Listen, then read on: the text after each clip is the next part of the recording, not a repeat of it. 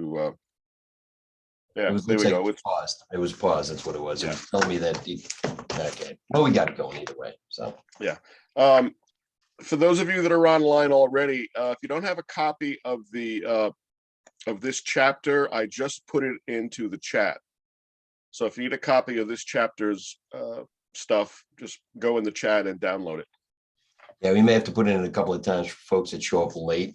Yeah. We also have the script book as well. Can we put that in there? Yeah, let me put that in there too. Perfect.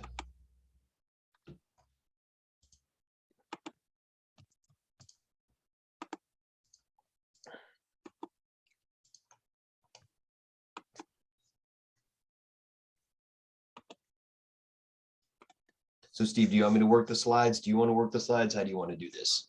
I'm just, you signed up first. Okay. It's all good. It's all good.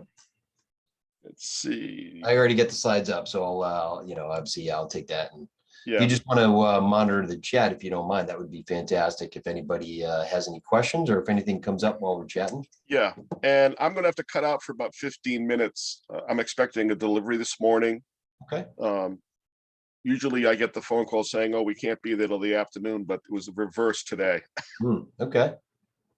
Sounds good. All right, so I put the elemental script in there. Okay.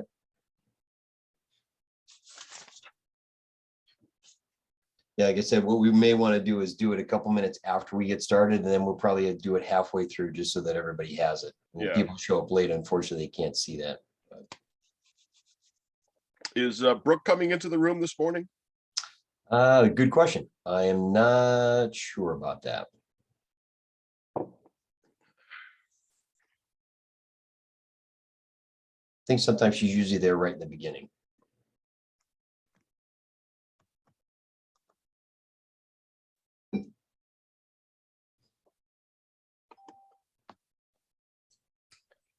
So did everybody have a nice weekend? Yeah, good. All right. It worked like an animal. Okay. Good. Worked like an animal. I did. It was my weekend on as a nurse, and it was a very long, grueling weekend. Okay. So when you say Sorry. work like an animal, what kind of animal are you speaking about of? Oh, let me see. Something deranged. I don't know. Something. Okay. We actually have a few nurses in our program, and God bless you and them, because I tell you, some of the stories that I hear and some of the things that they go through is just astonishing. It really is. I mean, you want to talk about people who really, really have a tough job. Give you guys all the credit in the world. Well, thank you. It's a tough job because there's an imbalance of where all the money actually needs to go. But well, that's a conversation for a whole nother day. Sure. We could spend 3 hours on that at some point, right? There you go. So everybody said they had a good weekend. What made it good, or what made it fun, or what made it enjoyable? Anybody want to share? I had a great weekend. Good. I All met- right. I met some of you personally finally this Saturday at the house with you, and you showed us how to do showings, which was very great, Good. helpful, and then on Sunday I went to an open house. I learned more and more and more. So yeah, I'm very excited. Terrific. Excellent. Good. Well, I'm glad you enjoyed the field trip there, and I'm glad you had a good open house. That's good. Excellent. Terrific. What else? Anybody else want to share how their weekend went, or what they did? I'll share. I was on the field trip. I loved it. It was like my first opportunity to be like live and not virtual. So I really enjoyed that, and I got motivated by that. And Good. then on Sunday, I got my first buyers. So I need to have a meeting with you. Okay. So I met with them and put them through like a little questionnaire interview, and I'm going to be setting up an MLS search, and I'm going to get going. It's time to get going. Well, good for Yeah. you. Yeah. We'll talk. That's great. I'd Excellent. like to share quickly, if I could, Annie, congratulations on that. That's very exciting. Thanks, Shelley. And I would also like to share that I was asked yesterday through an unfortunate series of events. It will be a little bit, but through the loss of an individual, I was asked if I would take the listing to sell their condo. And at the same time, another individual with us for this gathering. His mother recently, unfortunately, can no longer live alone, and he asked me if I would be interested in listing her condo in the very neighboring community. So I was very touched, and it's very exciting. Oh, congratulations. I mean, it seems kind of weird with the circumstances, Shelley, but you know, you can help the family so much. And it's great that during this time they felt comfortable to reach out to you. That's really cool. Yeah. I've known the family for many, many years. So yes, and I do That's feel awesome. like I know it will be of value and help to them. That's awesome. Good job. Good job. Yeah, I mean, it's unfortunate circumstances. However, if you look at it, we are solution providers. We're not, I don't like to think of us as salespeople. We're solution providers, and, you know, we're there to help when there's a problem. And obviously, given what happened, you know, we want to help out as best we can. So that's good. Good. All right. Perfect. Excellent. So on to the next question. So what is one aha that people want to share that they've learned so far in Ignite? Anybody want to share that?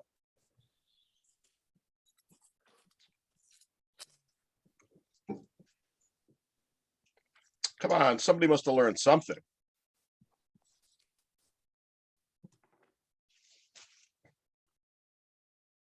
Okay, from Patty Souza Koopa, we hear that she loves the solution providers that everyone is becoming. Terrific. Okay. The incredible, Oh, go ahead. I'll add the incredible resources and tools and business building programs that are available Mhm. in really approaching this as a business and not just a job. You got it. Tremendous. Good. Yeah, and I can piggyback on that. In we had a really good session. The last session we had, I don't remember, unfortunately, I can't remember her name. I'm kind of brain dead this morning, but the woman that led it was just incredible. And I said, I was thinking to myself, I don't know if it's just really starting to come together and solidify. It's a lot of repetition that we're hearing, but it really started to come together this last session that we had. And it's mainly the support. There's so much support in this company. It's really awesome. Annie, I just want to say, I feel the same way. Susan from Friday, and I told her that was one of the best and most productive sessions I think I've had since I've been in Ignite, and I think she just does an outstanding job, and I echo your sentiments. Yeah, Susan's a very good instructor. She's very good. So yeah, anytime that she's teaching a class, you definitely want to jump in on that. She does a fantastic job. Really good job. So yeah, and you'll notice there is a lot of repetition in here as well too. And the reason for that is because honestly, you know, you hear it once, you're going to forget about it. But if you hear it consistently, you know, to Annie's point, it's everything, things start to sink in, things start to coalesce and come together. If you're immersed in this and you're hearing it on a regular basis, you're going to understand why it's important. You know, typically what you'll see is that whether you're reading the MREA or you're taking Ignite or whether you've got a productivity coach, all of that, a lot of it is the same material. But the reason for that is just to show that there's consistency here. It's a very simple path. Okay, it's not easy, okay, but it's a very simple path to get to where you want to be. And it's a matter of just hearing it multiple times and then implementing it in that way. We don't have to get cute. We don't have to get fancy. We don't have to get, you know, all, you know, flashy with everything we do. Just follow the process. It's as simple as that. So, Nidhi, you have your hand up?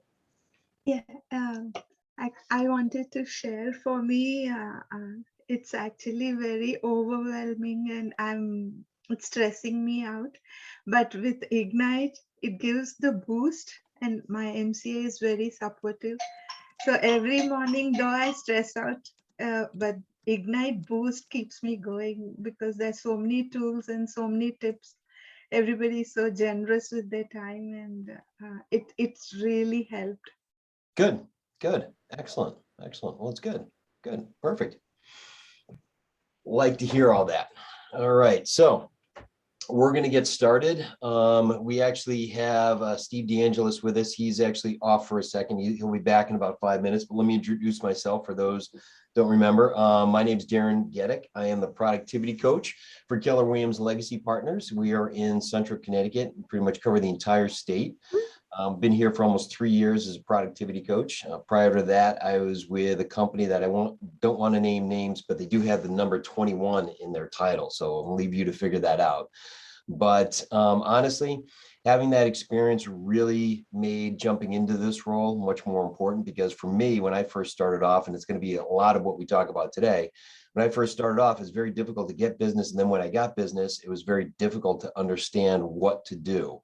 And that's why having the resources and the roles and the people and the support, everything in this company is essential, because we are all independent contractors. We're all entrepreneurs building a business. Okay. I think to Shelley's point, we're building a business as opposed to just coming out here and working 9 to 5 and collecting a paycheck. Right.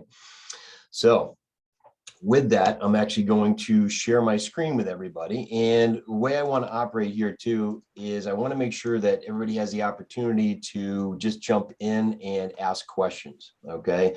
Just make it more of a dialogue than a monologue. So feel free to interrupt me as much as possible. It's not a problem. Okay. So just jump right in. Want to make it more of a discussion than anything else. Also too, that I'll ask plenty of questions, and I have no problem with silence, excuse me. I don't have any problems with science either, but I don't have any problems with silence. So, we're going to make sure that this is interactive, and there are people that are out there that are going to be answering. Okay. So with that in mind, let's talk about what we're going to cover today. So this is the part that really tends to trip people up. Okay, this is the part that really, when everything starts to come together and everything starts to hit the fan, this is the one that really freaks people out. You can practice this as many times as you want, but actually making or receiving an offer is the thing that really tends to fluster people in the beginning. But we're going to walk through it. We're going to show you a process. We're going to let you know that it's not as scary as you might think. Again, you could run through writing up a purchase contract multiple times. You could practice, taking a look at multiple offers, finding which one is your best in theory. But when that person says, hey, I want to put an offer in this house, or you have the listing, it's sitting there in MLS, and then all of a sudden you get about 7 or 8 offers all at once, it can be very scary and very real and very overwhelming.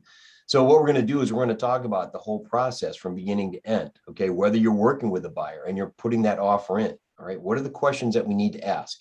What are the things that we need to do? And what about if we have the listing, we receive the offers? What are the things that we have to do? All right, because the best thing that we can do is sit in there and work with our buyers and make sure that we've got a rock solid offer. And if we're working with our sellers, whether it's one offer or whether it's multiple offers, we want to make sure that we're looking out for our clients. We do the best that we can for our sellers. All right, we want to make sure that throughout the entire process, it's actually a positive negotiation experience. So have you had the class yet on negotiation? No, not yet. Okay, that'll be coming up. So we won't be covering that today, but that'll be coming up at some point in the future there. All right. And again, just going back to what are the things that successful agents do every day to grow and to run their business, right? Part of what we cover in running their business is showing houses and negotiating contracts, right? It's part of what we do. Is going out there, showing houses, negotiating contracts. These are 2 of the activities that we're going to be doing. And here's an overview of what we're going to be covering. We're going to be talking about the offer process, right? It's pretty simple because with the offer process, there's really just 3 results that typically occur with that. And we'll go over that. We're going to talk about how to put the offer together, preparing it. What should we do ahead of time? What can we do when we're actually putting the offer together? And what can we do when we're presenting the offer? Right? If we're receiving the offers, what are the things we want to look out for? What are the things that we want to be cognizant of? And what are the things that we want to make sure that we are highlighting for our clients? All right. And then how do we turn around and go back to those folks that either won the bidding process or lost the bidding process? What do we do? Okay. So we're going to cover that from beginning to end. Now, we're going to have a couple of breaks in between too. We're not going to go for the full 3 hours. So we'll have breaks at the top of each hour. So if I start to run late at the top of each hour, just let me know. Somebody let me know. I can get caught up in this and talking about it. So make sure you remind me about that. But okay, here we go. This is the offer process. Pretty simple. Okay, if you take a look at this, this is pretty simple. Right? If you take a look at it, buyer comes in, they see the property they love. All right, they want to put in an offer. So they go ahead and they say, okay, let's put the offer together. We do that. We present it to the seller, and the seller can talk to their client and then come back with 3 possible answers, right? Number 1, they counter, okay, which involves a lot of the negotiation that we're going to be talking about. They can accept the offer, which is great for both sides. It's like, yeah, win-win, here we go. Or lastly, they can reject the offer. Those are the 3 things that come up, all right? And if they reject the offer and there's no counter offer, that either means that they aren't willing to negotiate because something is different with the offer that they don't approve. Maybe the price is too low, or maybe they have multiple offers and they're dealing with it. And this one, they just really don't want to consider at this point. Okay. But there's basically 3 results that can occur through there. All right. Now, as you're going through the process, the biggest thing that we want to remember, which can be very, very difficult, okay, is that we are the professional. And we want to remain the professional. We're the voice of reason. We're the adult in the room. Emotions are high because you're talking about somebody who is looking to buy the most expensive asset they probably have ever owned. And it's a place where they're either going to live and raise a family or retire or what. So they are very, very conscious of the process, and they are emotionally invested in the process. You've got to be very aware of that. The other thing is too, is the sellers, they're selling a place that they've lived in for a certain period of time. It's got an emotional attachment to them. It resonates with them. And sometimes you're going to be dealing with an agent on the other side who can't seem to basically split their emotions from the process. But if you can remain, okay, be professional, rise above whatever is going on and make sure that you're focused on getting things done the way they should for the benefit of your client, then it's going to be a win-win situation for everybody involved. All right. So has anybody even had an experience, or either personally or as an agent yet, where they've dealt with some high emotions when it comes to the buying or selling process?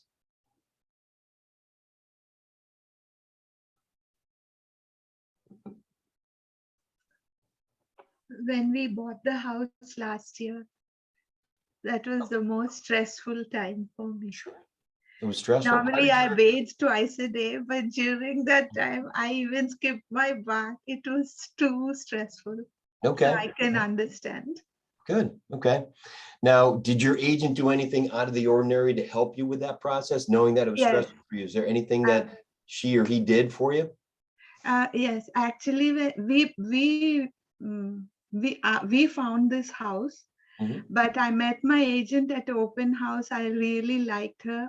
Good. So we just called her and told we like this house. She came and helped. And from then she took over the process, stayed up late in the night to put the offer. The same day, in couple hours, we put the offer. She stayed late night.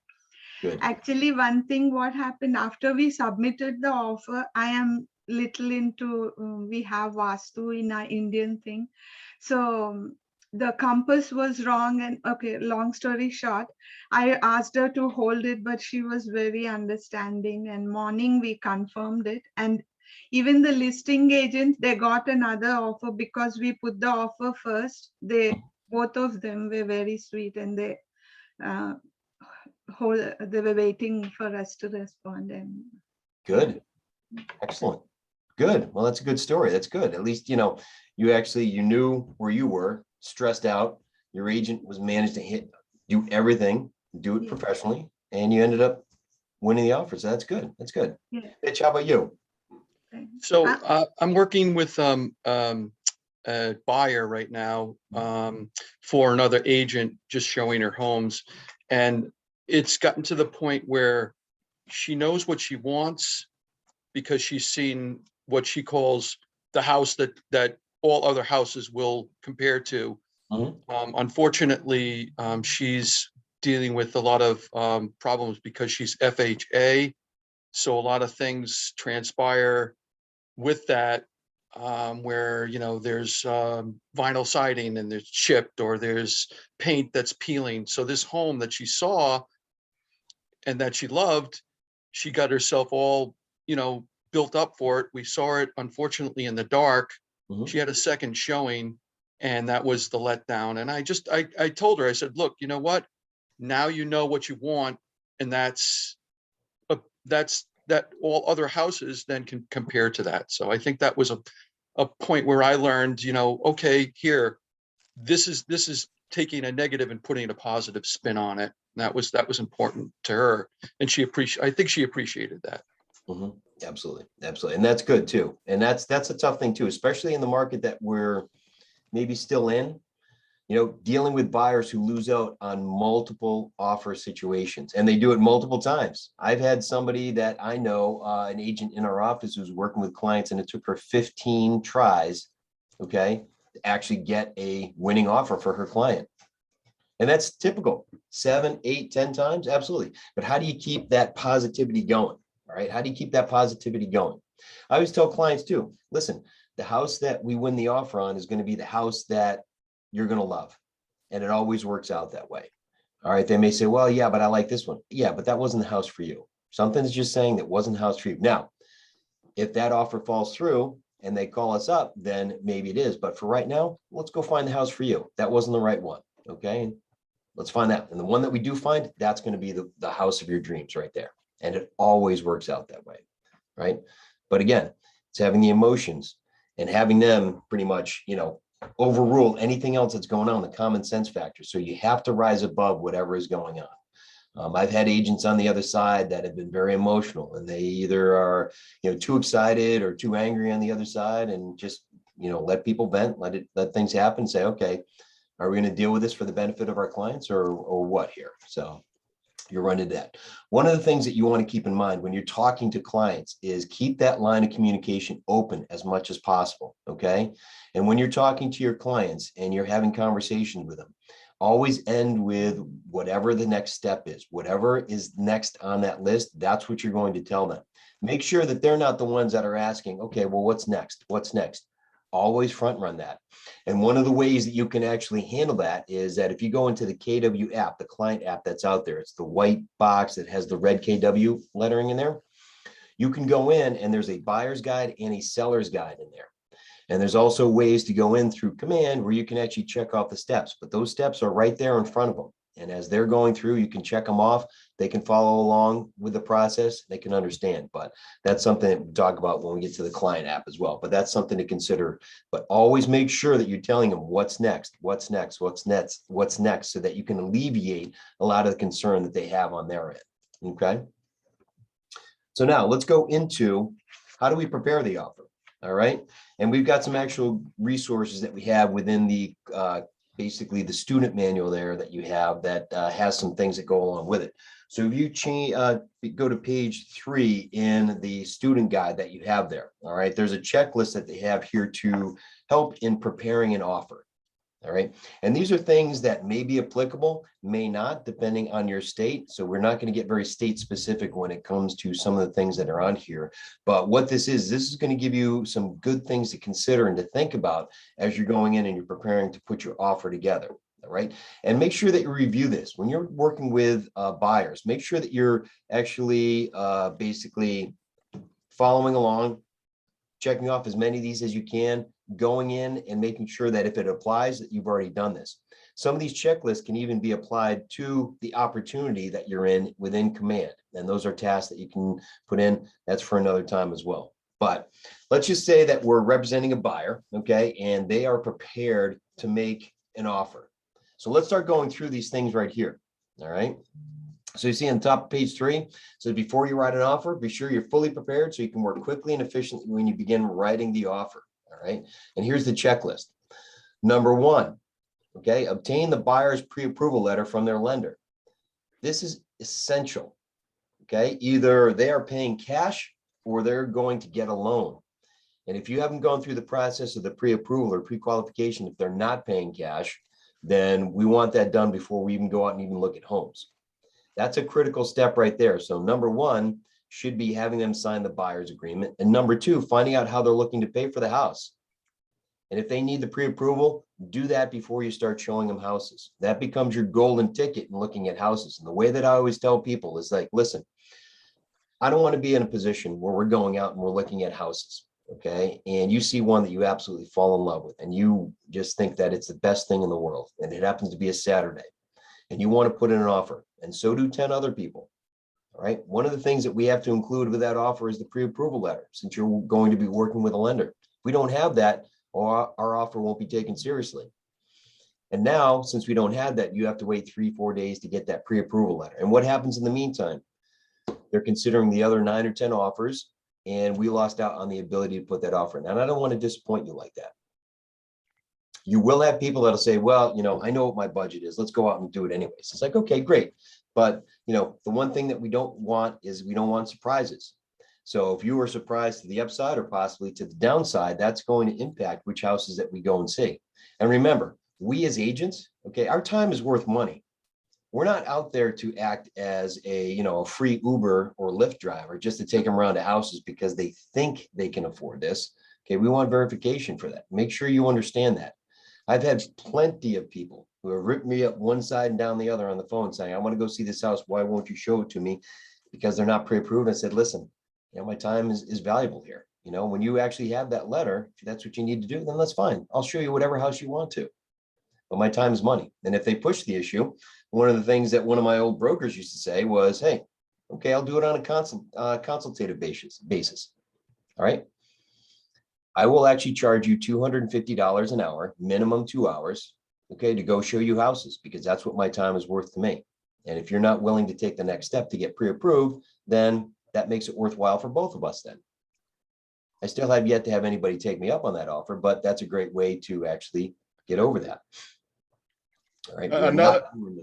Yes. Another thing to consider, when you have your first appointment with the buyer, you need to explain to them that, look, the worst thing that can happen is I can show you a house and you fall in love with this house, and then you find out you can't afford it. You're not going to buy a house because nothing will measure up to that house.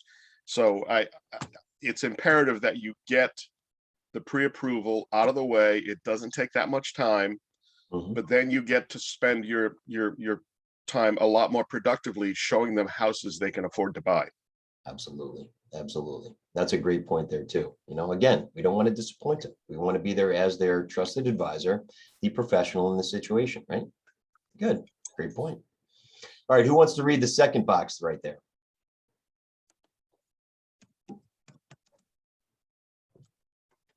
Produce a market analysis, comparative market analysis to educate and inform your buyers.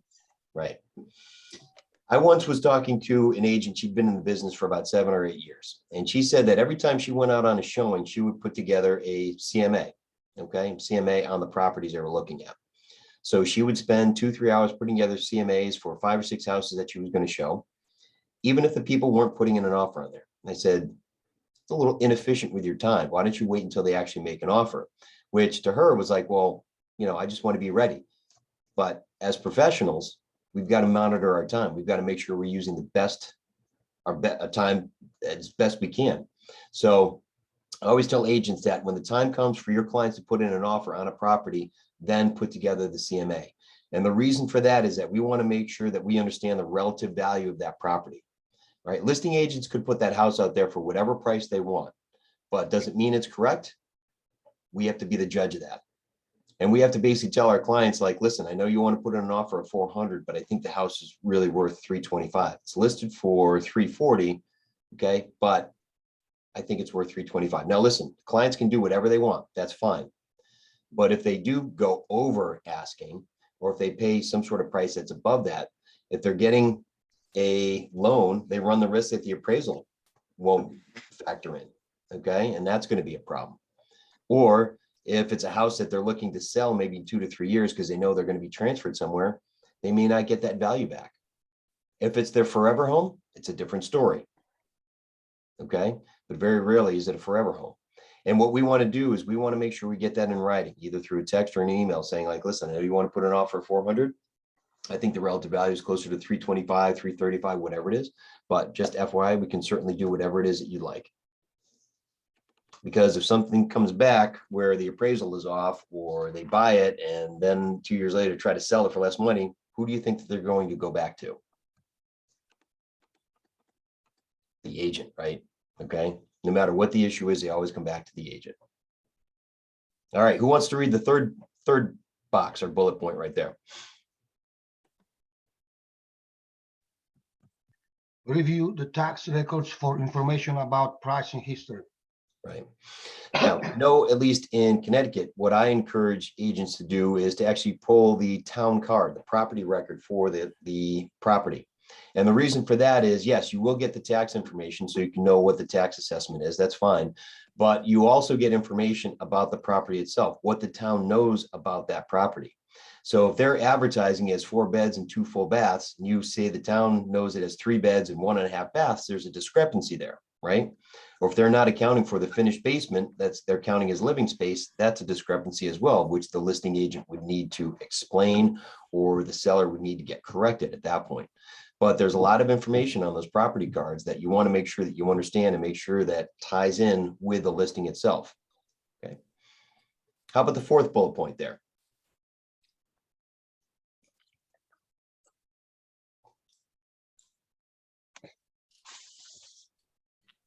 I'd like to read it, but it doesn't look complete. It Okay. needs to be scrolled up a little bit. Well, do you have the book in front of you? No, student? I don't. And the Ignite Elements script book doesn't have any of this information in it. So I don't know which Okay. script, We'll which do- we'll book we're post it. supposed to be off of. We'll post it in there. We'll post it in the chat again. So, Thank you. Yep, absolutely. Absolutely. Yeah. Okay. So I guess it won't be me then. Who else wants to read that?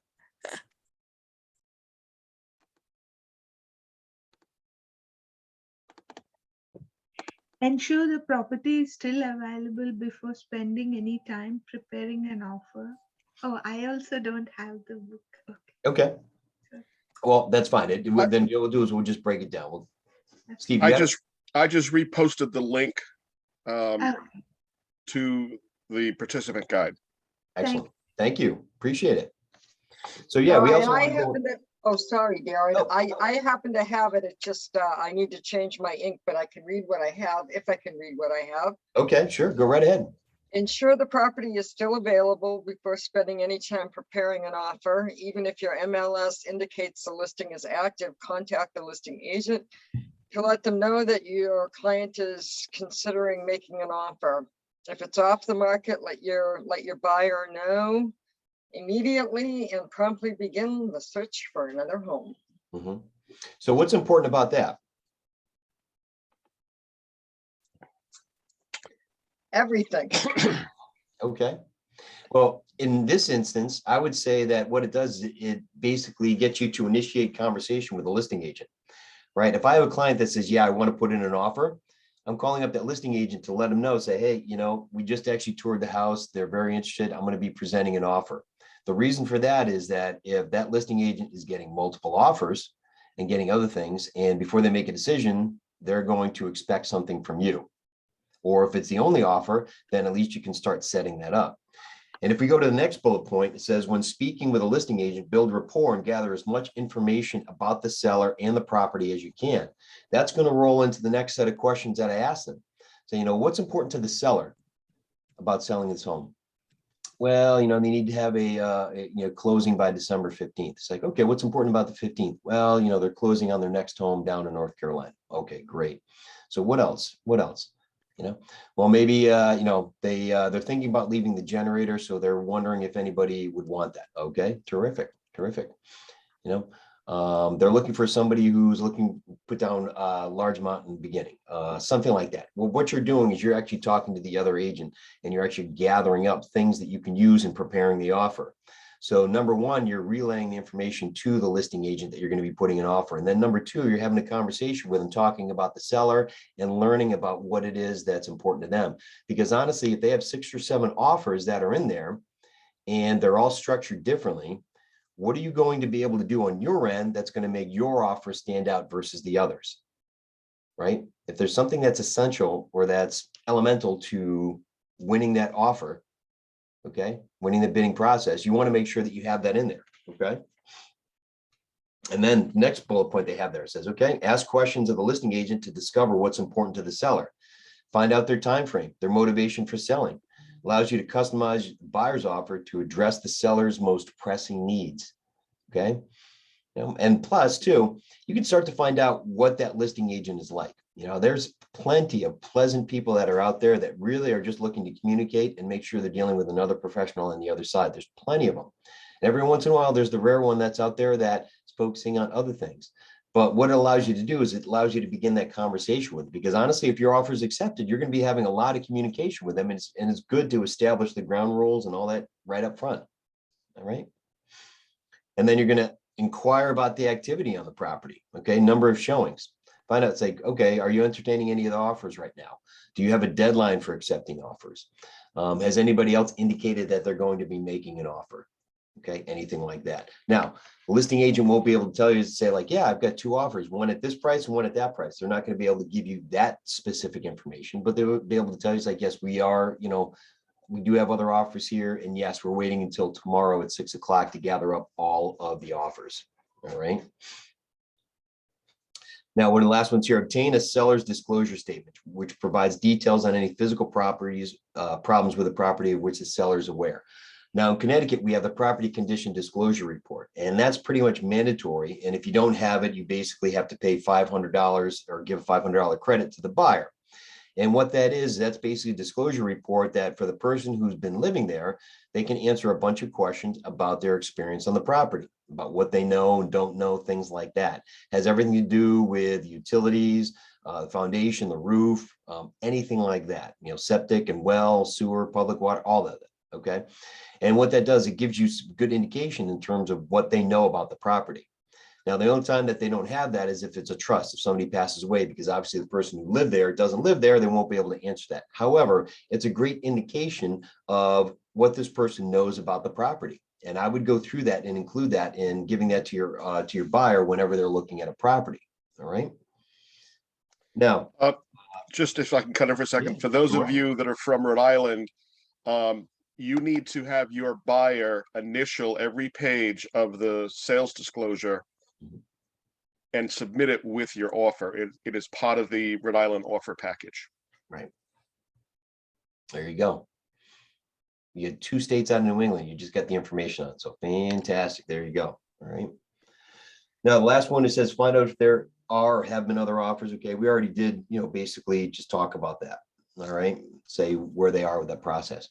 But honestly, what you want to do is in asking questions, it's just like dealing with an expired or for sale by owner or your buyer or your list, client. You want to ask open-ended questions and find out as much as you can that's going to help you. All right. And the other thing you want to do is make it as easy as possible for the other agent. Make sure that your contract is buttoned up. You've got the I's dotted, the T's crossed, everything is spelled out correctly. And that if you attach a note in the email, when you send them the paperwork, make sure that there's anything for them to notate that you put it in there. All right. They will appreciate that. Being on the other side and you actually have somebody who knows what they're doing and puts everything together, very professional manner, and it's very easy to read and basically learn and understand what they're doing, makes your life a lot easier. So anything you can do to help them out. Then when the time comes for negotiation points, you're going to find that it's very easy to communicate and it's very easy to work together because you pretty much have laid that groundwork in the beginning with your offer there. All right. Now, time usually is of the essence when it comes to putting an offer together. And we want to make sure that we actually are working as fast as we can. Okay. But we're being very careful about putting the offer together. And again, if there's a deadline on the offers, then yeah, it makes it more imperative for us to put that together. However, okay, as a new agent, you're going to find that the first offer is always the biggest and the scariest, and always is the one that, makes you pull your hair out. And that's what happened to me, right? But everyone after that gets easier and easier. Think about it. Anytime you do something new, all right, it's anything for the first time. It is awful the first time. But then the second time gets easier, the third time it gets easier, and pretty soon, at least with the contracts in Connecticut, you're going to be able to put a purchase contract together about 5-10 minutes with the addendums. Boom, just like that. All right. You're going to understand the process. You're going to get to know this. And that's why we have this in here, to make it as easy as possible for you to get up to speed as quickly as possible. All right. Okay. What are we hearing right now?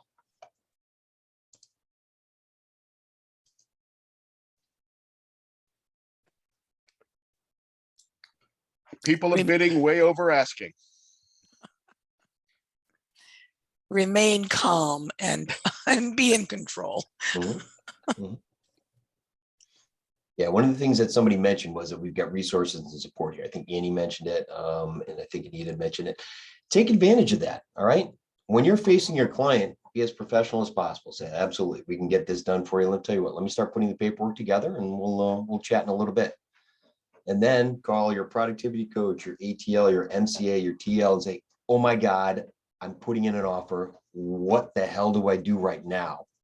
Then go back to your client and say, "Yep, we're working on it. Yep, thank you for your time. I appreciate it. We'll get you something quickly." And say, they're really itching to do this. "Oh my God, what do I do?" Don't worry, you've got people that you can turn to, right? I can share experience from me. Very first offer that I put in was on a condo, and it was a Fannie Mae contract. And back then you had to write it. You couldn't electronically do anything. And the Connecticut contract is 5 pages, but a Fannie Mae contract is 15. And I had to rewrite it 5 times before I got it right. And that's because the other agent was telling me what I was doing wrong. And that was on a Friday night at 9 o'clock. So it can get frustrating and scary at the same time. So Shelley, you were going to say something?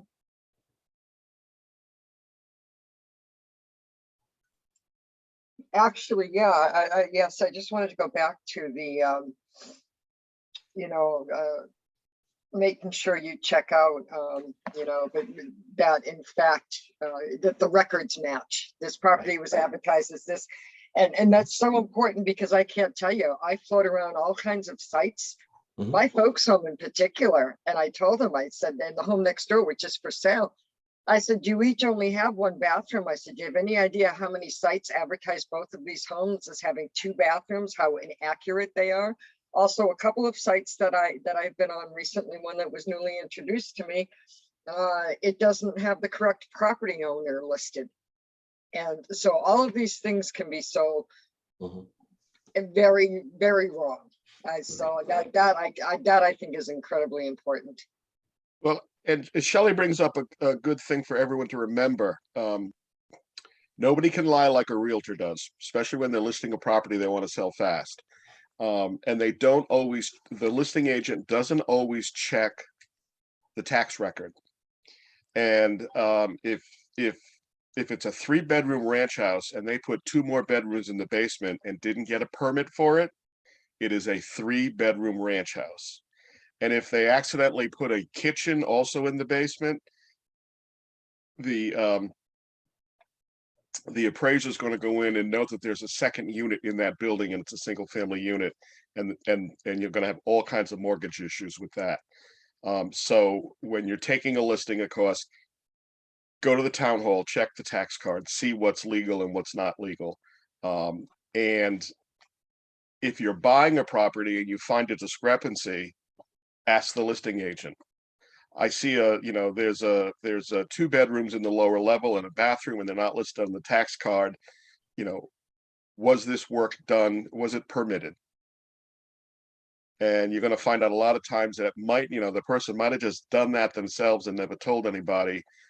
That's considered illegal space. So you need to do your diligence and check and make sure that everything that's in the MLS is true. Yeah, it's a great point, because honestly too, and we talked a little bit about this when we went on a field trip that we did on Saturday, but if Uncle Lou came in and did the electrical work downstairs, finish off that basement, but he's not a licensed electrician, and they sell the house, the new buyers move in a few months later, whatever it is, and the house burns down because of the electrical fire, do you really think homeowners insurance is going to pay for that when it wasn't recognized and it wasn't permitted and it wasn't inspected? So you've got to be mindful of that. Remember, you're the fiduciary to your client, in this case, the buyers, right? One of the other things too that Shelley brings up is all these other websites that are out there. Get your clients off the Zillow and the Realtor.com and findmyhomequicklynow.com or whatever stuff is out there. All right, because those aren't updated on a regular basis, and the information usually is incorrect, and it's not as thorough as MLS. The one thing that is tied directly to MLS that's going to help you out is the KW app. So not only is it good for the buyer's guide and the seller's guide, but it's very accurate in terms of searching for houses and getting those updates and that information, right? Get them to use that because they can contact you. And any house that they save or they look at or they want to go see is going right up into their contact card within Command. So you're seeing everything right then and there. So it's a great tool to form that one-to-one personal connection with your clients and let them search through that as opposed to anything else. Or if you can set up automated searches on your MLS, that's even better too. Go hand in hand with both the client app and MLS automated searches. Those are good. One point you have to drive home to your buyers is this, yes, Zillow is easy and fun to use. Zillow's primary function is to generate leads that they can sell. So as Darren mentioned, the information is not correct because when they get a listing, they never take it off the market. They might put in very fine print way at the bottom of the listing, may not be available for sale. But they don't, if something goes under contract, they don't post it as under contract. If it goes into pending or sold status, they don't post those statuses because they want you to press that button that says contact agent so they can harass the crap out of you for the next 4 days trying to get you to use one of their agents to go look at houses. And realtor.com, the same thing. They're not, they're trying to generate leads that they can sell to other realtors. So if you want a headache-free search, use my phone app, go to my website. Don't ever press the contact agent button on Zillow or Trulia. Exactly. That's good. That's good. Great point. Great point. All right, perfect. Now, let's get into writing the offer. Okay, this is where it really gets exciting, is actually writing the offer. All right, and I'm sure we get that tunnel vision. We get stressed out because, okay, I want to make sure that I do it correctly and that I don't do anything wrong, right? How many of us right now, if we had to write an offer for somebody, would just, our head would explode at this point, right? Okay. Seems like it's just overwhelming. We don't want to screw it up. And oh my God, I want to make sure that, get everything in place. Listen, things can happen. Okay. There are mistakes that are made. However, we're giving you the information to alleviate that, to make sure that we go in and we have everything thoroughly outlined so that we avoid that altogether. Okay. And even if there is, okay, things can be worked out.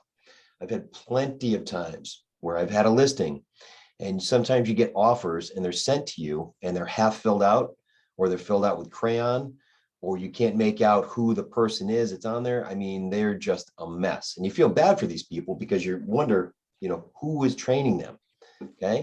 But you want to make sure that you can go in and that you've got everything covered as much as possible for the benefit of your clients, the buyers, right?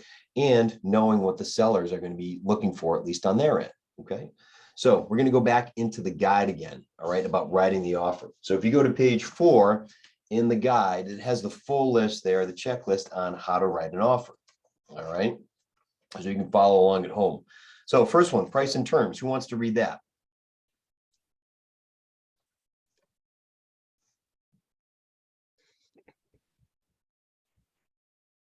I'll read it. Price and terms. Consult with your buyer to arrive at the most logical offering based on the CMA and items below. Absolutely. Okay. First thing you want to do is talk to your clients like, okay, what offer would you like to put in? All right. And now we're going to structure it a little bit more. We're going to go in a little bit further. Say like, listen, when we put this offer in, which is a large sum of money. All right. If we're paying cash, then the whole thing is going to be cash. We're just giving some of it up front and the rest of it when it closes. If they have a loan, then what we're going to do is we're going to have cash and we're going to have the loan that make up that giant bundle of money. And of the cash that we're giving them, again, some of it is up front and the rest of it is at closing. And we want to determine what that is. Sometimes it's regulated. If you have a FHA loan, okay, it's either 3.5% that you have to put down as cash. You have to have that as cash, right? Conventional, a little bit more flexible, sometimes up to 20%, things like that. But talk to them about what it is that they want to do. All right. Second thing, seller's disclosure, right? Anybody want to read that? I will. Review the disclosure with your client to find out if there are any deal breakers. Right. When I go to show homes with my clients, I give them the MLS information, a one-pager little summary that talks about the property itself. And behind that are any disclosures that the listing agent has put in our MLS with that. I want them to have that. So when we go through, okay, I've made notations on my piece of paper when I'm showing them to let them know that, okay, there's a septic system and they haven't pumped it in 15 years or whatever it is. My notes are on there, but it gives them the opportunity to go back and review that if it's a house that they like, right? Make sure that all of that is understood both by you and your clients. All right. Conveyances. All right. Conveyances. Consider what times in the home will transfer to or convey to the buyer. All right. Attached fixtures, movable items, things like that. All right. Now, we have an inclusions exclusions rider in Connecticut, which talks about what's included and what's not included. Things like generator, grill, blinds, curtains, things like that. All right. You may specifically put in there that, like, listen, I want, I want the above ground inflatable pool that you have there or something like that. Right. Then there may be things that you want excluded. The story I always like to tell is a couple of years ago, we actually had a large house that had a shed, and behind the shed were these large metal shelves that were rusted and just falling apart. And the family that I was representing that wanted to buy the house had two young sons. Now, we know boys, they like to basically get into everything and anything, right? So they were afraid that these guys were going to start climbing these things and make a personal jungle gym out of it. And it was going to be a big mess. So we asked them to remove it. Now, they also had a large wolf oven or stove or something like that or whatever. Is very, very expensive, very nice. We asked them to keep that because it was out on the porch right next to where the pool was, and it's great for cooking and partying and entertaining and things like that. But make sure that if there are things that you want or you don't want, you notate that in there as well. All right. Now, earnest money is just the deposit. All right. How much money are you going to put down up front? Now, obviously, the larger the amount, the more serious you are. I once had somebody who said that they were writing up an offer for somebody on a $300,000 house, and the buyer wanted to put down a $50 deposit in the beginning.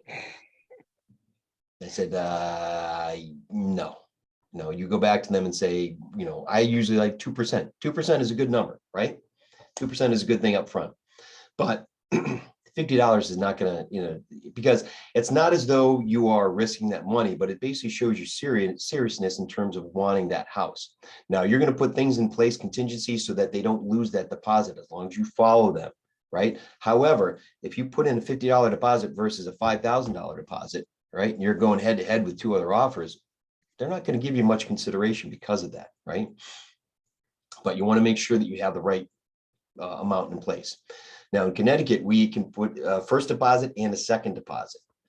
All right. And I don't know about any of the other states, but there may be multiple deposits you can put out there. That's something to talk to your coach or to other agents in there about. I personally don't like doing a second deposit. I'd rather just do it once in the beginning because it's another thing to keep track of. And then also too, it becomes more of a headache. All right. We also did 2 deposits. Okay. First, we gave $1,000 check and then the earnest one. Yeah. Perfect. Okay, good. Yeah. Sometimes it works. Sometimes it happens. It's a preference on the agent and in your market potentially too. All right. How about the next one? Who wants to read that? I can read it. Okay. Time for seller acceptance. Be sure to specify the time for acceptance. Right. Okay. Now, listen, if you're in a multiple offer situation, you may already know that, okay, they're going to make a decision by 6 o'clock tomorrow night. But if the house has been on there for 72 days and they haven't adjusted the price and there's not much activity that's on there, it's like, listen, I'm not going to leave my clients hanging. We appreciate a response within 24 hours or 48 hours or whatever it is that you want to do. Now, if I'm the listing agent and I receive an offer, I'm going to get back to him saying, hey, we got your offer. I'm going to reach out to my clients. And if it's in the middle of the day, I'll get back to him the end of the day, whether or not I've had a chance to reach him, or I won't let 24 hours go by before I actually reach out to them and let them know. And that's just the way that I operate. But let them know that, hey, appreciate an offer within a certain period of time, just so that we know, at least on our end, right? How about financing terms, right? We talked about financing terms. Make sure the financing terms would be agreeable to your buyer and the seller. Okay. A lot of times too, you have a time frame with which to actually get that loan, okay, clear to close. Make sure you got it in there and all set for them to go. and make sure that falls within the time frame that the folks that are selling the house are looking for as well. That also impacts the closing. All of those things are things that you're going to know generally with your buyers. You're going to have the discussion with the listing agent. You're going to find out more details, and then you're going to go back to your buyer and say like, okay, we have this, they want this. How can we make this fit what they want? Does that make sense? All right, for those of you that have the guide, what's the next one that's on there under financing terms? Buyer pre-approval letter, includes the letter from the buyer's lender when you submit the offer. Right, exactly, right? You want to let them know like, yeah, we're good for it. You know, we got the money. We got somebody who can give us the loan, right? What if you're selling your car on Craigslist and somebody came over and talked to you for about an hour in the car and then took a test drive for about an hour and then they came back and you're like, okay, so do you want to buy it? And they're like, oh, hell no, I haven't even gone to the bank. I don't even know if I can afford it. You just wasted my time for 2 hours, right? We don't want that. That's why with all offers, you've got to have that pre-approval letter. Don't just say like, hey, yeah, take my word for it. I'm good for it. Nobody's going to believe that on the other end. So that's why you have to have that set up in the beginning, right? Then loan approval. Allow your buyer ample time to finalize their financing. Okay, this is usually a mortgage contingency. And typically that's the time that it takes for the lender to underwrite the loan, to do everything they need to do in their due diligence to make sure that your client, okay, can be fully funded and have that money available for the closing. Typically, it's about a week to 10 days before the closing date. And you have a contingency in place that says, if for some reason they can't get that, then we can back out and we can take our deposit back, okay? All right, but make sure that you have ample time in there. Don't do it too soon. Talk to the lender if you have to get that information in there, all right? I've seen people that have gone through the process and they're getting close to that mortgage contingency date, and then unfortunately somebody loses their job. And because of that, that's been a major life event. And now they're not able to get that funding. So because they haven't met that contingency, they're able to back out.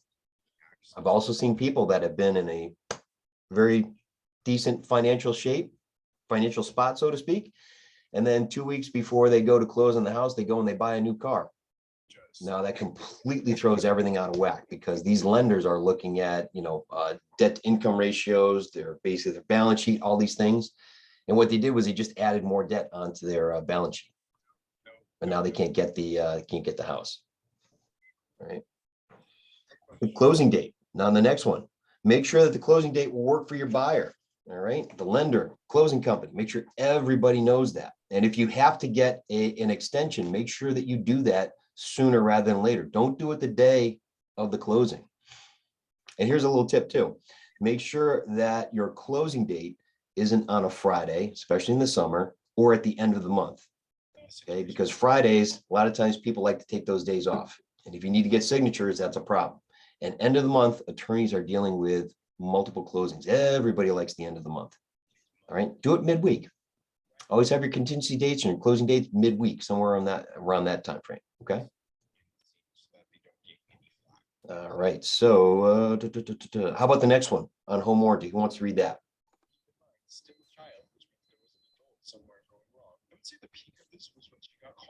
Review any home warranty considerations.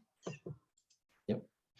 Now, if you're a seller and you think that you might want to offer a home warranty to help sell your house, go ahead and do it, right?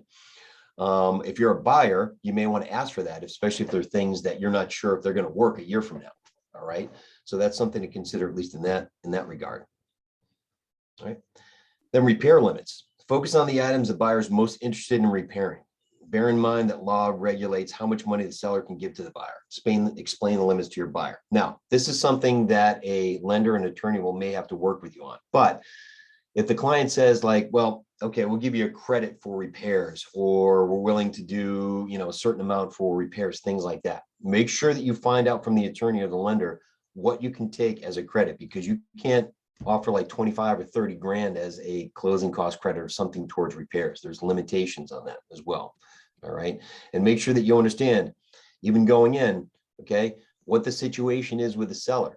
If you ask for that furnace to be replaced, are they in a financial position to do that? There's a hole in the roof. Are they going to be able to repair that? Sometimes what we have in Connecticut is we have as is as being a feature. Say, well, the seller's selling the house as is. Okay, great. All that says to me is that they may not have money for major repairs on the house. So if we're looking at things that need replacing or that are broken and they may not be able to do it, we want to take that into consideration as well. Maybe that's something that we put into the contract, right? Then the last one says special clauses, or excuse me, second to last one, special clauses or contingencies. All right. These are special conditions that must be met in order for the contract to close. All right. Such as a satisfactory inspection report, buyer obtaining financing. Okay. These are things that you put in place. Okay. We may have a mortgage contingency in there saying like, okay, you need to have a mortgage in place before the closing. And if we're not able to do that, we're able to back out. The inspection, you can have an inspection contingency in there saying, okay, you're gonna have a home inspection. And if something happens and you're not willing to repair it, then we're able to get out and get our deposit back. You know, septic, well, all of those things, inspections, things like that. Maybe the special consideration. It's also, you know, things that may come up that are unique and different to the situation. And you want to make sure you have those in there. All right. If it says that, you know, the seller is working on repairing the pump for the well, and it says that in description in MLS, put that in the contract saying like, you know, offer subject to seller finishing the repairs on the well or something like that. Right? Make sure you have that in there. Take special note of that. Now, the last one is cover letter. They say cover letter. Now, I don't know how people feel about this, but cover letters are essentially the love letters from the buyers to the seller saying like, oh, you know, we're going to be coming in and this is a great place to raise a family, or we're living near this, blah, blah, whatever it is. Now, they've kind of put the kibosh on that in the state of Connecticut. They don't like people doing that because it's influential in terms of the sellers making a decision. You know, our boards down here have basically said like, look, if a seller is going to make a decision, they want it based on basically the technicalities of the contract and of the offer, and nothing, you know, that is any sort of emotional tie into that. So they've kind of put that off to the side. Now, there may be other states where that is warranted, that is accepted. I will say that a couple of years ago, I mean, when things really started to pick up, there were times where I had clients write letters and it did make a difference. But now they're frowning upon that. So when it comes to cover letters, I think you have to talk to people in your office and find out whether or not that is still something that's worthwhile, something that, you know, you might be able to include. I know they frown upon it in Connecticut, but again, that's not every single place there. All right. I had a question regarding if the listing has license to sell. Mhm. So what is the terms that we should use while putting in an offer? License to Like- sell? Yeah, if if the seller needs a license to sell. What state are It's you an talking estate about? sale. Yeah, estate sale. It's Oh, estate sale. Massachusetts. Yeah, Okay. it's an a estate sale? Massachusetts. You probably talk to your broker about that. I don't want to get into the specifics about a certain state because I'm not licensed in Massachusetts. I don't know for Okay. sure. But Mhm. typically when we have an estate sale in Connecticut, it has to go through probate because the person passed away. So now the assets need to be passed down to the heiress. But while it's going through probate, it can still be put on the market. It just needs to be noted that it is an estate. Okay, thank you. One of the things that I've learned in the past, one of the things that have come up is I don't like to leave blanks on any contracts. If there is something on there that basically says like other conditions or notes here or something like that, just put NA or put 0 if it's something that doesn't apply. I don't like to leave anything blank because there could be the potential for somebody to write something in or do something beyond that. And you want to make sure that you actually take control of that paperwork more than anyone else. That's just one of the tips that I've learned from contracts and addendums. Steve, I don't know if there's anything that you want to offer, anything that you've seen on your end. I was just gonna, if you didn't say that, I was gonna suggest it. Yeah, don't ever leave a blank line or a blank space. Put it for 2 reasons. Number 1, so no one else can write anything in there. Number 2, as you're going through, it makes you read it one more time so that you're not skipping over something. And then, because once you've submitted that offer, it's very tough to call the other agent of saying, oh, can you just pull it back for a little bit? I got to change page 2. Yeah, exactly. So mean, don't it leave any happens. blank spaces. Right. It happens, but it's not too comforting to do that. So. Oh, and on the cover letters, I always do a cover letter, which is basically, okay, we are offering this much money. This is what we're financing, and these are the conditions. Rhode Island also frowns upon those, those heartfelt, oh, we can't wait to raise our children in the beautiful backyard. Right. Because believe it or not, that's now deemed discriminatory. Right. So, or, oh, it's right near our favorite church. Mhm. Can't do that stuff anymore. So if you're going to do a cover letter, it's the bare bones. This is a synopsis of the deal. And it makes it a lot easier for the listing agent when they get that one page and, here's the quick and dirty on what's going on. Here's the finances, here's the conditions, and we'll take it from there. Right. And again, to Steve's point, that's basically making the other agent's life as easy as possible. And they are going to appreciate that. And they're going to want to work with you based on that. So that's a terrific point on his part. And it's funny you say the part about the church, because the very last letter that I had a client write had to do with that. They were like right behind a church that these people would actually go to on a frequent basis, and that actually helped them to win the offer. So, but you didn't hear that from me. So, oh, this is being recorded, isn't it? Okay, fantastic. So, all right. So that was Darren from Connecticut that said that. Thank you, Steve. I appreciate that. We're going to talk later. So no, just kidding. So, all right. So what questions do we have up to this point? What are some things that we can answer at up to this point right here?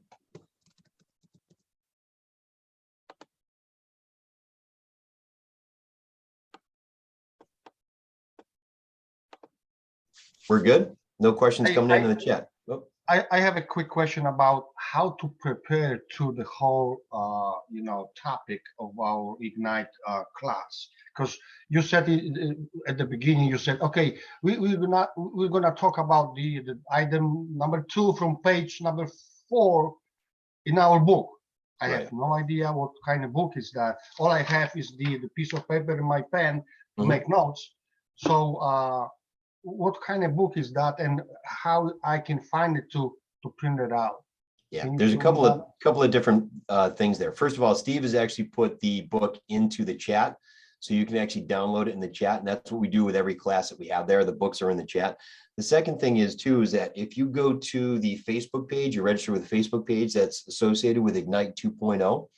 The resources are in there under the Files tab. I think it's still labeled as the Files tab on there, and you're going to see all of the workbooks and the script books and things like that as well from Ignite.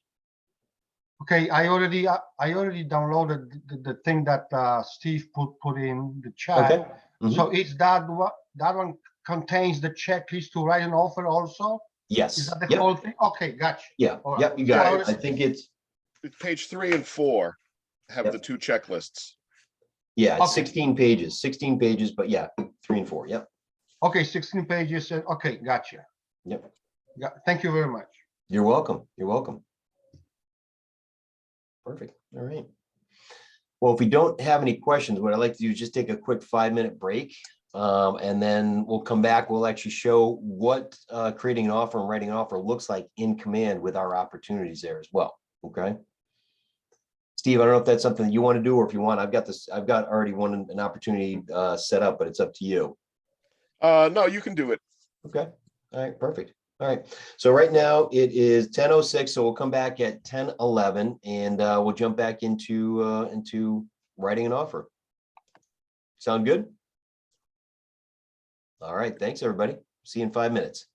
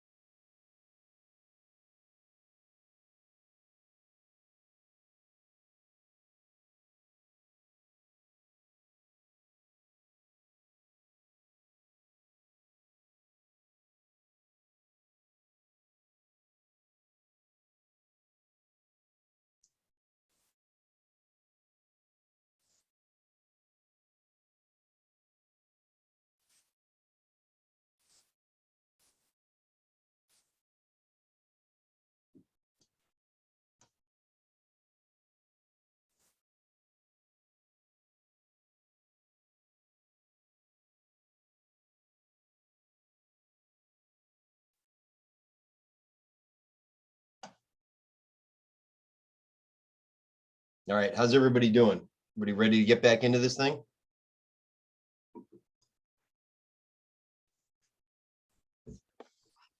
I know we got a lot of rip-roaring excitement going on here, so just try to contain your emotions at this point.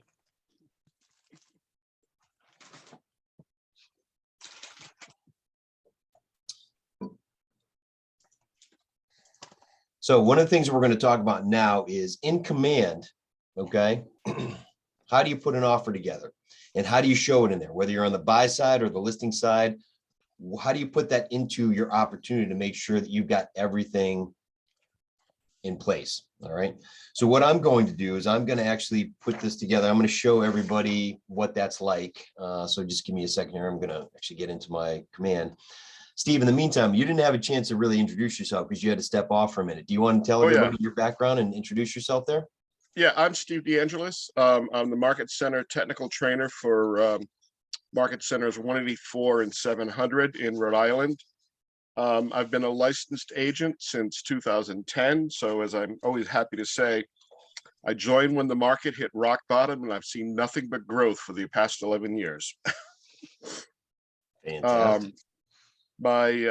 My primary market area is the south coast of Rhode Island from Westerly up to North Kingstown. So if you have any investors that are looking for beachfront property, give me a call. We can do a deal. Terrific. There you go. Nice. Well done. Make sure you connect with him. Go through the referral network, connect with Steve. There you go.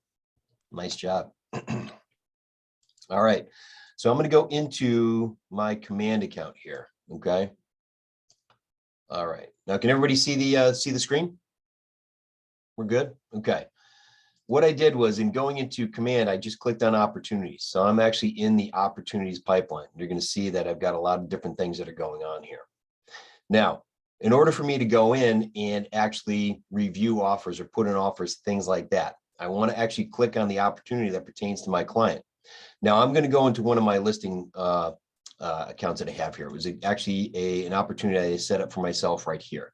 So all I'm going to do is I'm going to go into the details of the opportunity. Now you're going to see that it has information that I put in here. It's got our seller profile. Now this is something that actually is connected to your guide in your app. We won't get into that today, but that buyer and seller guide that you see in there, this is where you're actually going to see those steps and you're going to be able to check them off as they go through. We have our documents that are associated with the transaction. And this is where we want to put in any offers we have. Now, again, this works for both buyers and sellers. I may be in a listing, but you also work with this when you're working with a buyer and they put in an offer that's been accepted. All right. So what we're going to do is we're going to click on add new offer. Now, if I were a buyer, okay, this would be where I put in initial offer. All right. If I were the listing agent and I had 3 or 4 offers that I wanted to evaluate, I may change this and I may say, let's say that the person, you want to put in the last name to say, get an offer. Okay. Whatever it may be. Then we're going to click on create offer. Now what we've done is we've basically opened up this tab to put in the details of our offer. And this is where we're actually going to go through. And as a buyer, we're going to put in the offer that's been accepted and all of the details associated with it. If we're the listing agent, I can actually put in the different offers that I received. If it's one, easy enough. That's the one that's been accepted. If I got 3 or 4 of them, I'm going to show you how you can actually use this to get the information to your client so that they can make an honest assessment of all the different offers that have gone in. All right. So once we go in, we're going to go and we're going to make sure that we have the offer date correct. So let's say today was the offer date. And then the close date, let's just say is December 29th. All right. Again, I told you not to do the end of the month, so don't follow my lead, but we're just going to do that for purposes of this. All right. Now the parties involved. Okay. When I click on that, this now gives me all of the people that are involved in the transaction. Right. Anything that you see with a red asterisk next to it is mandatory. All right. So for the buyer, let's just say that it is John Smith. All right. Their email is jsmith123@gmail. Okay. I don't need their phone or anything like that. But if I have their address, I could put that in and I can see if they're pre-approved or pre-qualified. right, which one it is. Representation would be basically the agent on the other side. Let's say that it's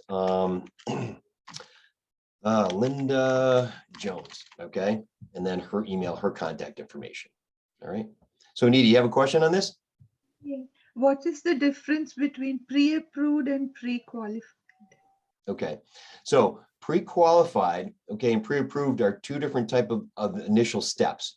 Okay, pre-qualified means that they did a rough overview and they said, yeah, you know, we're pretty confident that they could actually, you know, afford a house within this budget range. Pre-approved means that they've taken it actually a step further. They verified most of the information, but they haven't begun the underwriting process as of yet. So pre-approved is a little bit more formal than pre-qualified, but either way, the lender is going out there and saying, hey, you know, we're pretty sure that these folks can afford it. Thank you. Sure, absolutely.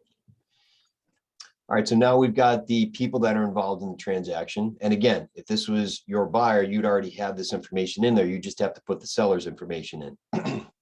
If you're working as a seller representing the listing, the seller, you would have to put in the buyer's information. All right, but again, all the same as you go through. Now we're going to talk about the terms. Right, terms are essentially what is the breakdown of the deal.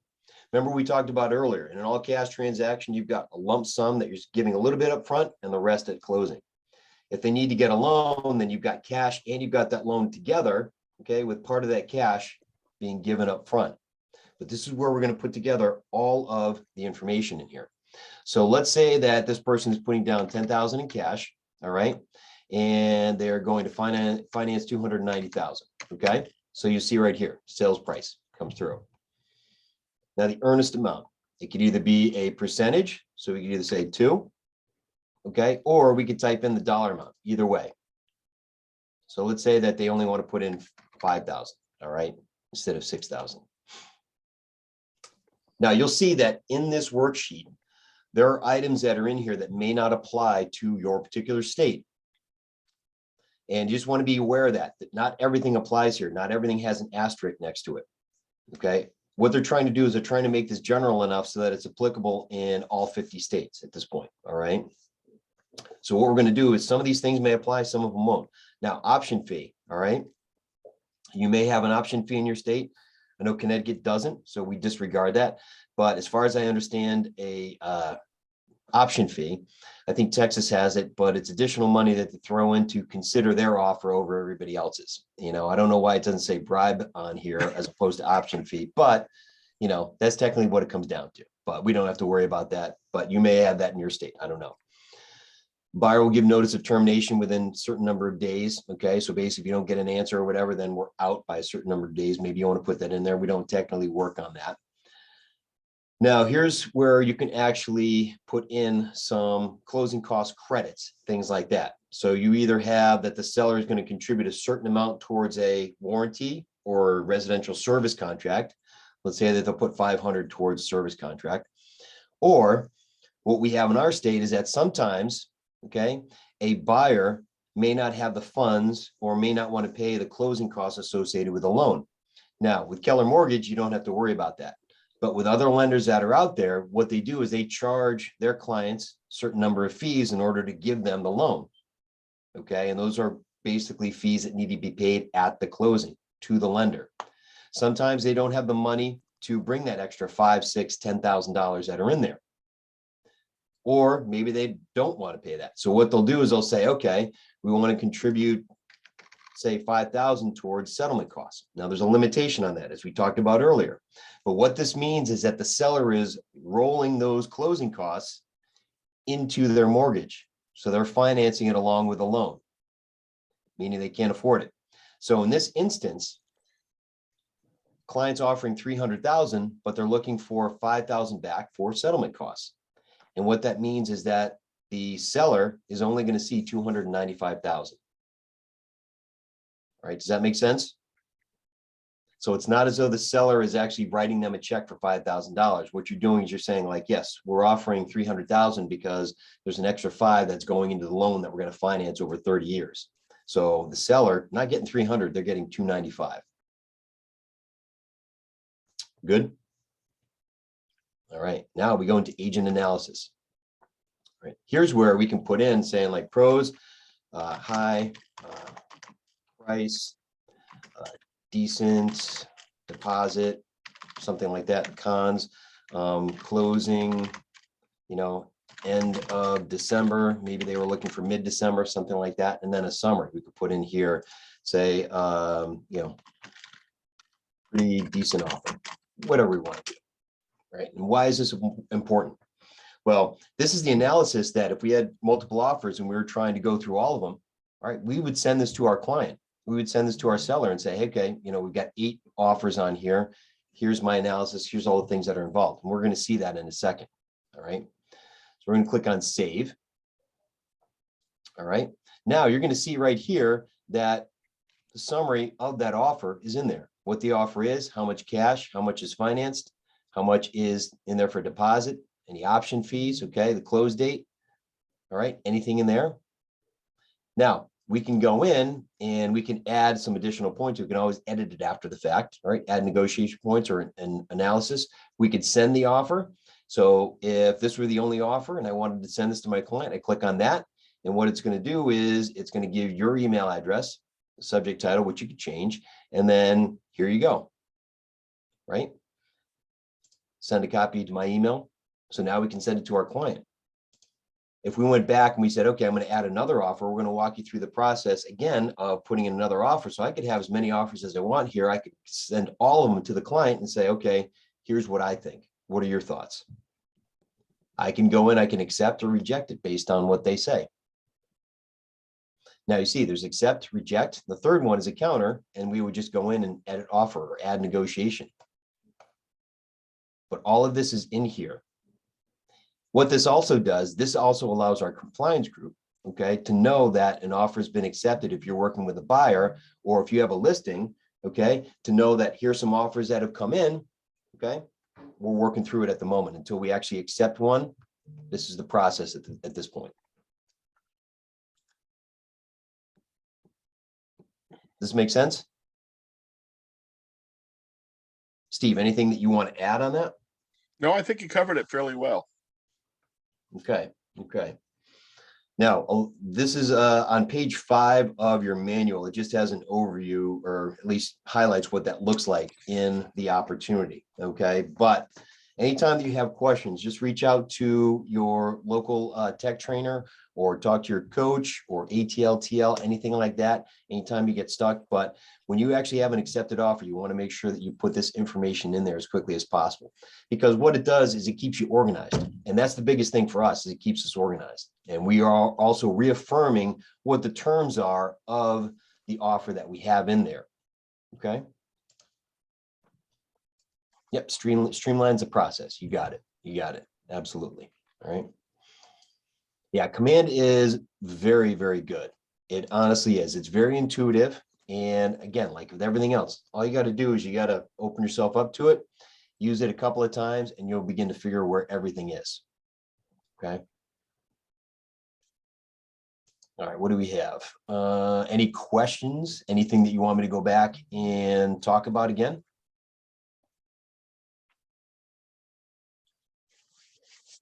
Nope, we're good. Okay. All right. So we'll get back to the presentation. So how many of you have actually put in an opportunity in Command? Anybody, has anybody done that as of yet?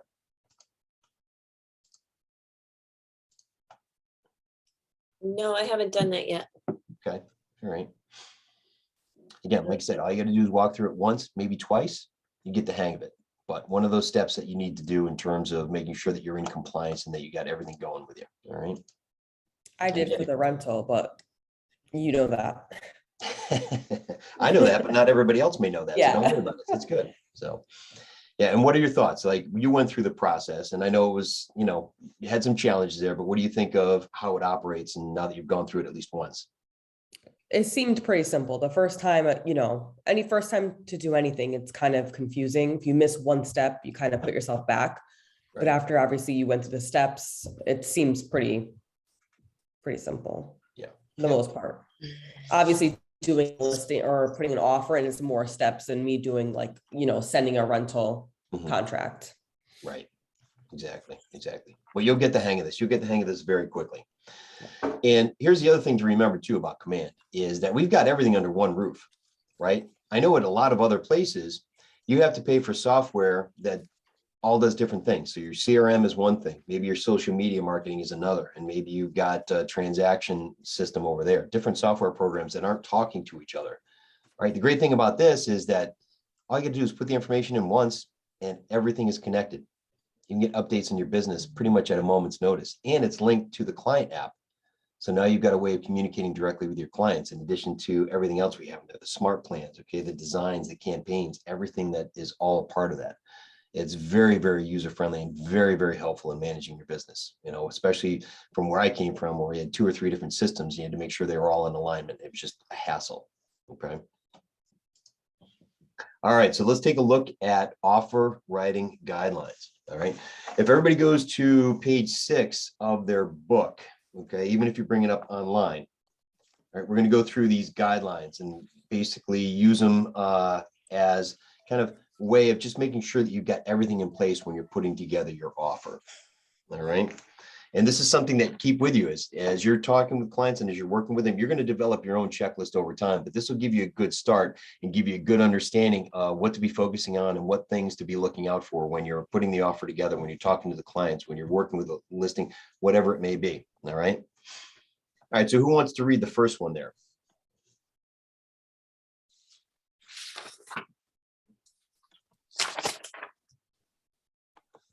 Where is it? Yeah, all these things up. Ensure your buyer knows that all checks are written at the same time the offer is written and are deposited upon acceptance. This will vary by area. Check with your team leader for specific guidelines. Right. Okay. So that deposit check, at least in Connecticut, when we're submitting the offer, okay, along with any addendums, along with any of the disclosures signed by the clients and the pre-approval letter, pre-qualification letter, one thing that we submit along with that is a picture of the deposit check. Now, the deposit check is made out to the other firm for the amount that we said. And the reason why we send them a picture is because until it's accepted, we don't want a check floating out there. Now, once that offer is accepted, we have 2 days to get that deposit check to the listing broker's office so that they can hold it. And assuming that the deal goes through, then they'll just add it into the closing.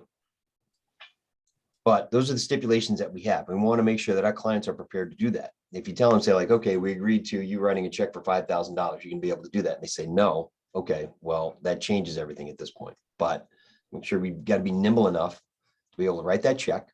All right. And then be able to get it to them within 2 days. I will even say too, that I always offer it, say, let me come by, pick up the check and I'll go drop it off. But you want to get that to them because time is of the essence. You want to make sure that you get that offer together and that you get everything over to them, right? You don't want to go past any of the contingencies within there. And sometimes with those first deposits, second deposits, there are certain requirements. Okay. All right. Who wants to read the next one?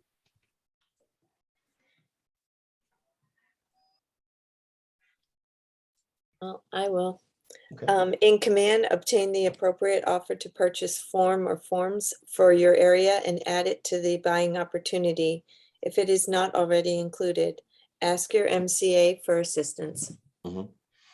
Okay, so in command, in that documents tab, okay, should be a list of all the documents that are either required or optional, whether you're working with your buyer or whether you're working with a seller or whether you're working with a renter. Okay, and your MCA would have already set that up. And what they are placeholders. It's just showing you like, okay, these are the things that if you're working with a buyer or you're working with a seller, this is what we need. Okay. That way it gives you a good understanding that if I'm going to meet with these people or if we're going to be submitting an offer, these are the things that I want to look out for. Okay. It's almost like a checklist in a way. And once they're signed, we're just going to attach them to those placeholders and then boom, everything's all set at that point. But double check that and use that again along with your checklist to make sure that you've got all of the right forms that are needed. So you're not going back to your client repeatedly for that. Okay. All right, how about the third one? I'll take it. Bring your laptop or tablet with you when you meet with your client to review the offer and respond online. If the seller is out of the area, you can still present the offer using command and talk them through it by phone. Absolutely. Absolutely. You've got phone, you've got Zoom, okay? Bring your laptop with you. I mean, that shows professionalism right there, right? If you show up with your laptop and you sit down at the kitchen table with them and say like, okay, let's review the offers. Let's go through everything that we have here. That says a lot, right? Bring your laptop doing that. And then, you know, listen, if you can't do it, you can always use Zoom. You can use a phone, regular phone, all of that's available to you. All right, how about the next one?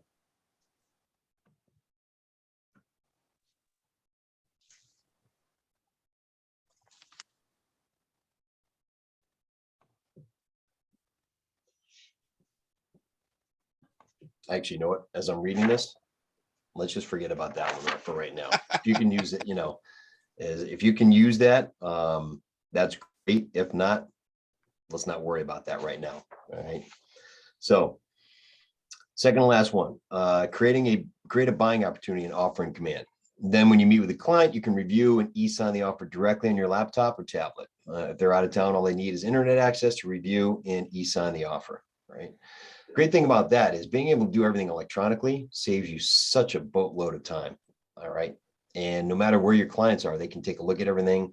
They can accept, reject, sign, all of that stuff. It doesn't take long for you to actually get this together, get it to them, have them sign it, get it back and get it off to the listing agent. When you're the listing agent to review everything, sign it and get it back to the buyer's agent. All of that is in there. Okay. And take full advantage of it. You know, try to do as much as you can without wasting paper as possible, because you've got everything there electronically. There's a record of it. There's receipts in terms of when things were signed. Everything is there for you. So take advantage of it, right? Wasn't that long ago when you still had to fill things out by hand, wet signature across the board, which made for a nightmare if somebody was on vacation or at a business trip and things like that. All right. So make sure that you take advantage of it. Being an agent that deals with a lot of New York clients, yes, there were many days where I was driving to New Haven at 4 o'clock in the morning to meet someone at the train station so they could sign, you know, a P&S or whatever. So when they first brought out electronic signature, I firmly embraced it. Oh yeah, that's a good thing. That's really a good thing. You know, for your client, I mean, you know, they can sign it on their phone. Yeah, it's just super simple, and everything is right there, and it just makes life so much easier. Yep. Absolutely. Absolutely. That's perfect. That's good. All right. So we got the cover letter. All right. We're not going to be talking about that. So now we're going to go into buyer offer objection. Okay. So how many of you actually have the guidebook with you and actually have page 8 open? Okay. Everybody have that? All right. Okay.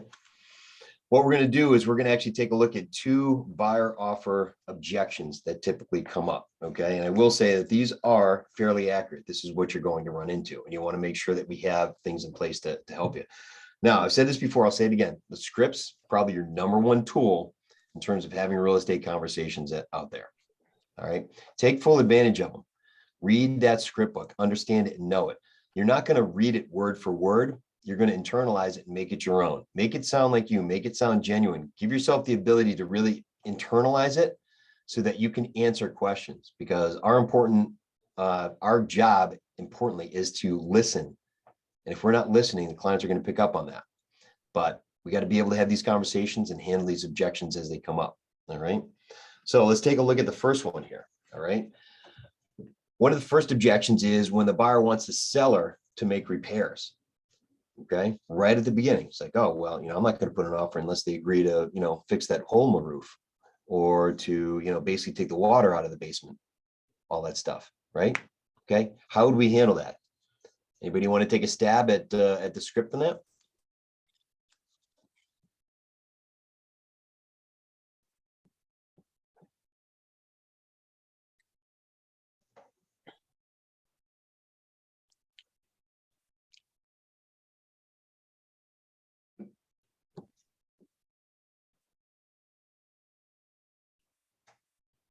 I think you're going to have to pick somebody because they're not jumping. I'll do It's it. okay. I'll do it. I've got all day. It's fine. I'm scared, so I'll do it. Okay. Well, yeah, listen. I feel uncomfortable, like I don't know what to say. So I think that's a perfect opportunity for me to jump into the fire. Well, it's good. You're getting out of your comfort zone, and that's good. And remember, this is the first time, just breaking the ice this time. This is the hardest one. After this, you'll be a pro. Don't worry about it. Okay, yeah, sure, sure, Darren. So if I have a buyer and the buyer says, I'm not putting an offer in unless they fix the hole in the roof, Right. what I could say to them is, I understand your concerns. That's a significant, a hole in the roof. Why don't we take a look at what repairs for that would cost? And then I can offer you a few options of whether we include that or deduct that out of the cost that you want to offer. We could also hold that to the side, and when we have inspection, that will come up. That's something we can negotiate. But if you really want this house, we need to get the ball started. So is that going to hold you back, or are we going to proceed forward? That's Something excellent. like that. That's good. Absolutely. That's good. All right. I applaud you for the first time through. That's excellent. That's really good. Thanks. Now, if you were on the other side and you were the buyer and you said, yeah, I'm not going to offer until, they fix a hole in the roof, and you heard that, what are your first thoughts?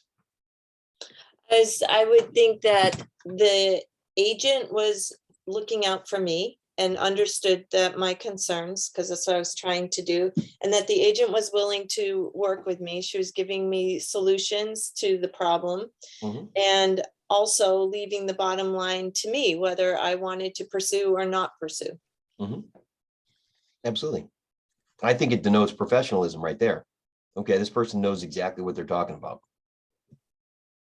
And everything you said, I think is good. What else?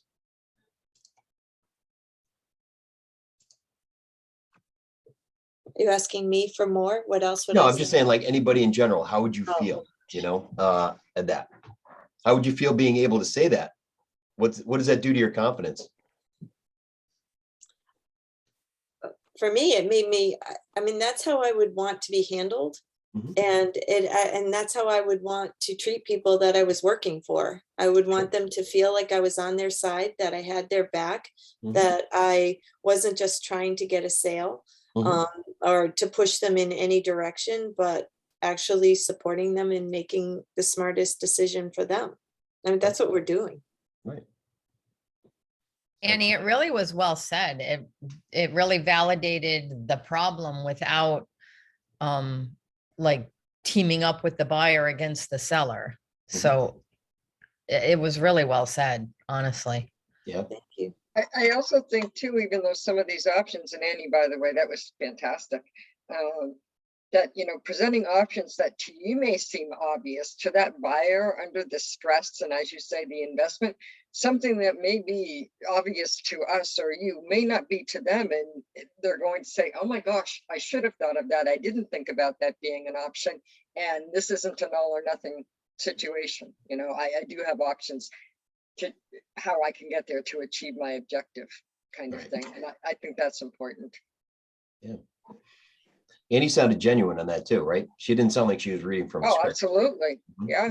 And that's important too, right? I mean, granted, she's not going to have the script in front of her when she's talking to her buyer, unless she's on the phone, maybe. But either way, getting an understanding of the process and knowing, okay, how to handle these certainly is the way to go. There are plenty of other agents out there that don't have the knowledge that you have. And it'll be like, okay, yeah, whatever you want to do, just let me know. That's fine. I don't know how to answer that, but just, yeah. Okay, sure. You tell me. I don't know. So. While we have this at hand, Darren, I'd like to ask you a question, if I might. Okay, sure. A couple of people have suggested now, it's to me, I can't say enough how often it's been said, stay in your own lane. Obviously, you don't want to be doling out legal advice, even if you have the knowledge. You don't want to be doling out advice in any area that is not while you're there, sort of thing. And this is an area that I'm kind of finding a little bit of conflict with. It has been suggested in previous Ignite sessions that we actually shadow a home inspector. And to me, that kind of says they're licensed for a reason. They have that knowledge.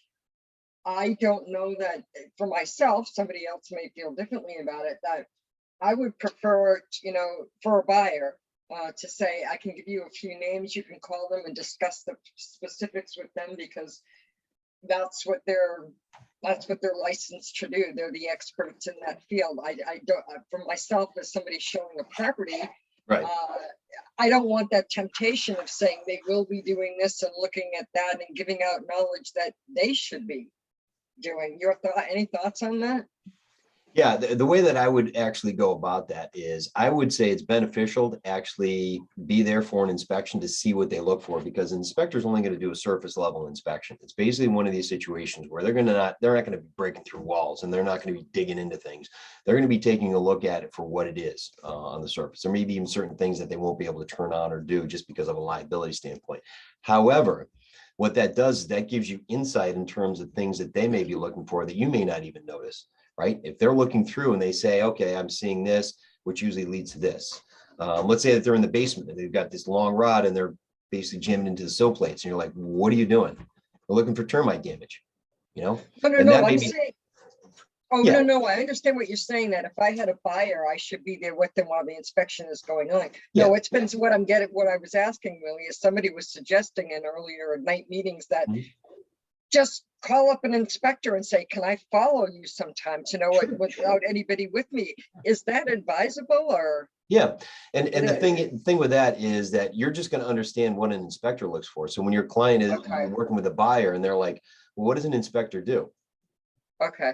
Now I can answer that question. Now, listen, you're not there to sit there and say like, oh, okay, I see evidence of termite damage. And, you know, I'm just going to go in here and I'm going to inspect the AC just to make, no, you're not going to do that. But now your eyes are, you know, open to what they may potentially pick up on as part of that process.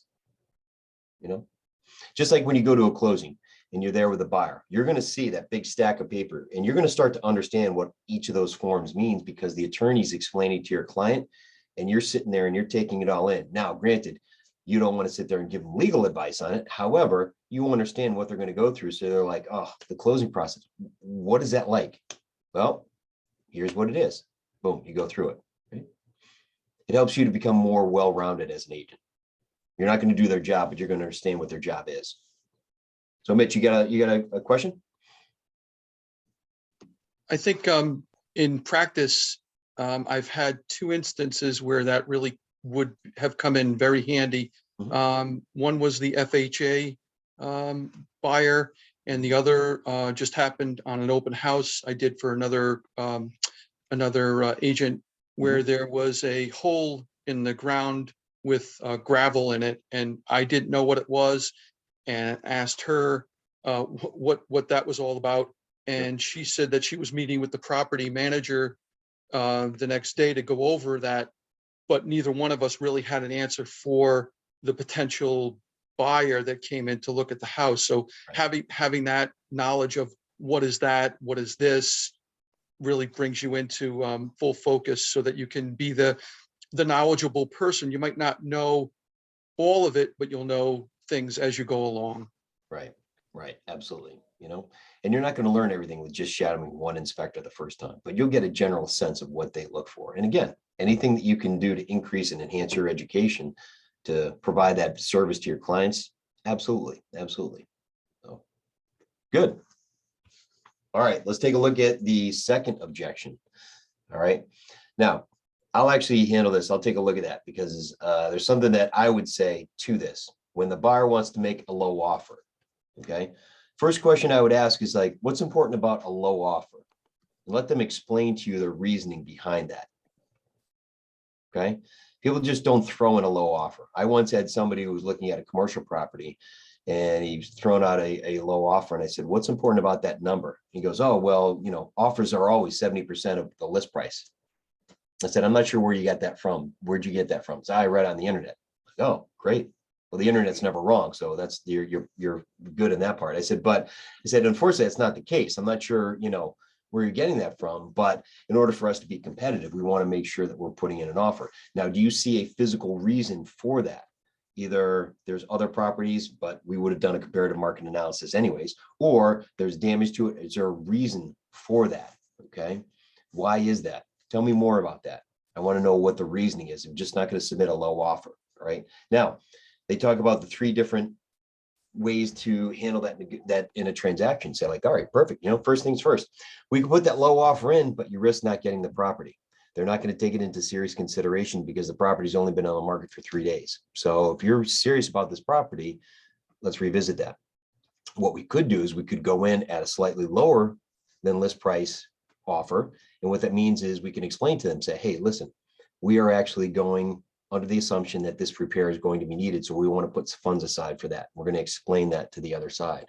Or lastly, we go in at a full offer price.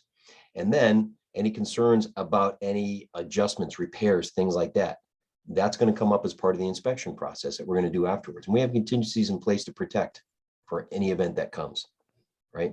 But I'm going to want to know why they want to put in a lowball offer. For me, that's important because you just don't do it for the sake of doing it.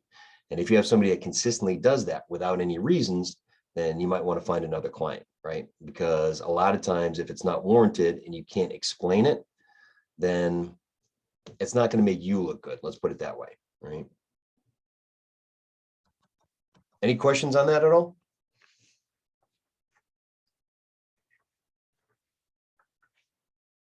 Steve, anything that you've come across or anything you want to add on that? Well, yeah, the lowball offer is, you're always going to get that client that, well, let's give the lowball offer and see what they come back at. Well, that might have worked 5 years ago when the market was slow, but in this market here, it's like you should be considering going 5% plus over what the listing price is. And it's okay to fire a client. If you have a client that consistently wants to throw out lowball offers, you're wasting your time with that person. Right. If they've made 2 or 3 offers and they're dramatically low, you have to have that heart-to-heart talk with them. Do they really want to buy a house? Are they being realistic about what they want to do? Because a lowball offer is not going to get you anywhere. Absolutely. I always like to come up with a question of like, okay, let's sit down for a minute. On a scale of 1 to 10, how serious are you about buying a house right now? 1, not at all. 10, yesterday, right? Say anything less than a 10, it's like, okay, then what would make it a 10? And what are you looking for, right? Revisit that. Revisit the parameters and what it is that they are looking for. Okay, good. All right, perfect. And again, these scripts, they're going to help you with everything and anything and having these discussions, right? Now we're going to talk about presenting the offer, right? If we are on the listing side and we are presenting the offer, all right, how would we basically receive it and give it to our client? But then also too, for the buyer's agent, how do we go about presenting it?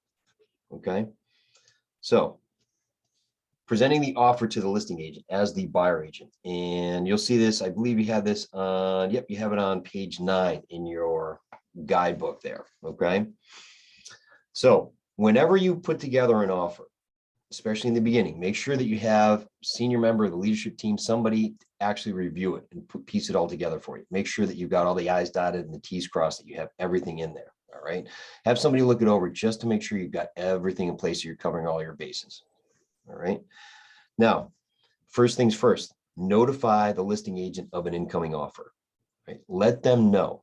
You'll be surprised how listing agents receive that, because they want to know that you're putting in an offer. If you send an email and you don't give them a call and let them know, and let's say you send it the wrong email and they have no idea that, we call them up a couple of days later, they have no idea, that's on you. All right.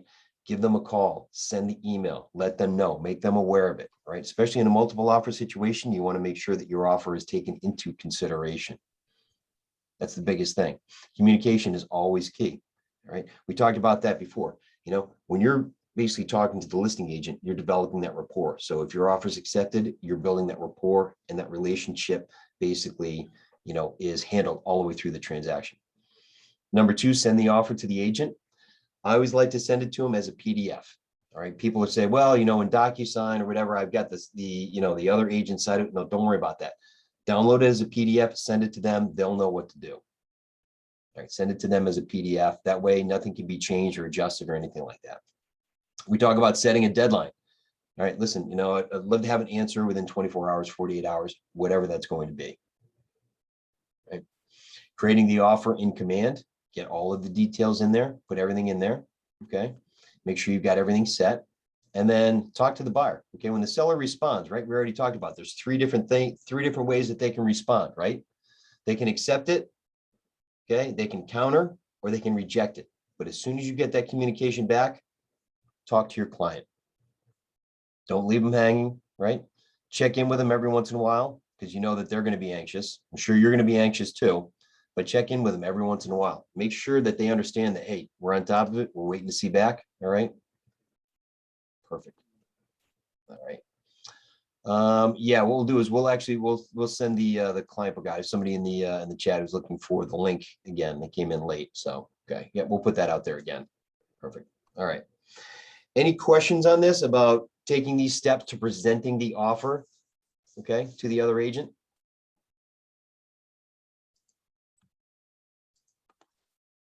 No, we're good. Okay, let's talk about presenting the offer. Right. One thing I just want to throw in, just as a matter of courtesy, yes, I call the other agent and let them know an offer is coming in, and then I'll be emailing it. And then once I've emailed it, I also text them to let them know that I just sent it to them. That's good. Because I had a case once where we submitted an offer, and this happened to be probably the only real estate agent on the universe that did not periodically check their email. And I called her the next day and said, any response? And she's, to what? She didn't know that there was something sitting in her inbox. So just in case you get stuck working with her and not realizing it, send them a text, let them know that you've sent the offer to them. Yep. That's great. That's good. That's good. All right. So presenting the offer. Is there anybody that has the script book at all? Anybody have that on their end? Okay. Andy does. All right. If you go to page 21, there's actually a script in there about presenting the offer to your buyer. All right. And I'm actually going to bring up the script book on my end here. It was put up in the chat earlier in this conversation. I think Steve put it up earlier. Yeah, around 8:58 it was put up. Excellent. Okay, so we got that. All right, I'm going to bring it up on the screen so that other people can follow along too. Let's see here. And for those of you that don't have it, I'll repost it in the chat right now. All right.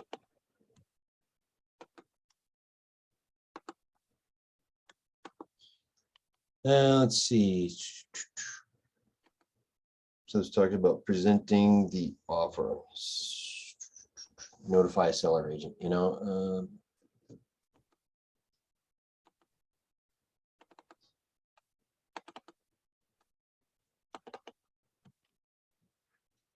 I don't see in the script book where it talks about presenting the, or actually presenting the offer to the other agent, but you know, something we don't even need to use that. How would we actually go about it? I think Steve talked about it a little bit, but how would we go about actually letting the listing agent know that we're presenting an offer?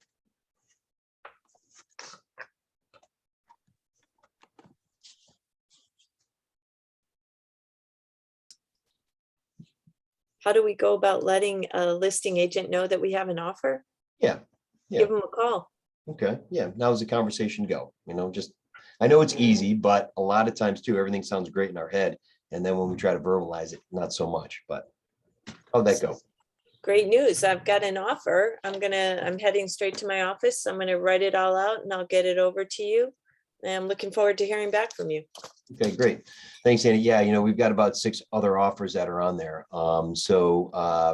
We're going to be looking for final and best tomorrow at noon. Perfect. I will let my clients know and we'll send it over to you. Okay. Is And do there- you have to is go there- further than that, Darren? What's that? When they say something like, you know, we have multiple offers, Mhm. I mean, you don't have to get rattled by that. I mean, either your clients are gonna offer their best and final or they're not, right? Right. And that's why I said it's best and final. I didn't say highest and best. I said best and final. And the reason for that is that, you know, the highest price isn't necessarily the best price. You know, I've seen properties where they're on the market for 200,000. So people are going 205, 210, and then somebody comes in at 300,000. And the listing agent doesn't know any better and talks to their client and says, yeah, this is great. Let's take the 300,000. Okay. Only to find out that it's not going to appraise. Right. And the buyer's agent knew that. They just got their attention. and it appraises for 205. So now what do you think the buyer's agent's doing? It's like, well, we want to lower the price to 205. That's where it appraised at. Now your client thinks they're getting 300. It's not the case, right? So yeah, you don't have to get rattled by that. You put your best foot forward based on what your client is able to do and what they want to do. Absolutely. You know? And then you talk to your client and say to your client, listen, I've been told there's multiple offers, so we need to sit down and we need to chisel this out to be your absolute best offer. Sure. Whether Absolutely. that's finance, to do with the financial. When we sold our house, we did not take the highest price that we were offered, the highest bid. We took the cash offer. Mhm. And Absolutely. yeah, so you know, talking to your clients and clearing that with them and getting the best offer that you can get, I guess Yeah. is the best we can do. Absolutely. All right. Yeah. And what I would do is if I were the buyer's agent, say like, okay, I just want to confirm what email you have, you know? Is it Annie@kw.com? Yep. Okay, perfect. Great. You know, so yeah, it's a very simple phone call, but you just want to make sure that you're doing that to make them aware of it. Because if it is a multiple offer situation, then time definitely is of the essence in that part, right? Even though they gave you till noon tomorrow, but just make sure your communication, you know, it goes both ways to your client and to the other agent as well. That's the biggest thing right there. All right. All right, so before we get into representing the seller, let's take a 5-minute break here. I know it's 10:58, but let's join back here at 11:03. We'll take a quick 5-minute break and then we'll get into how to represent the seller on that end. Okay, sound good? Awesome. Okay, cool. Thanks, everybody. See you back in 5.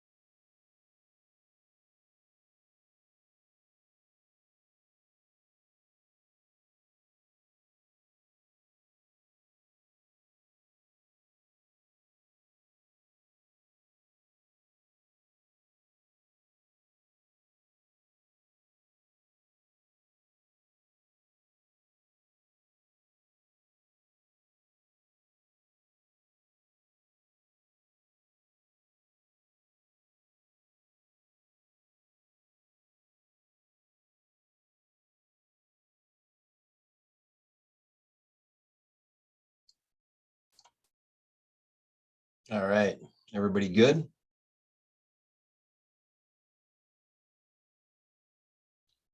Okay. Steve, is it possible to attach the script book in the chat as well too?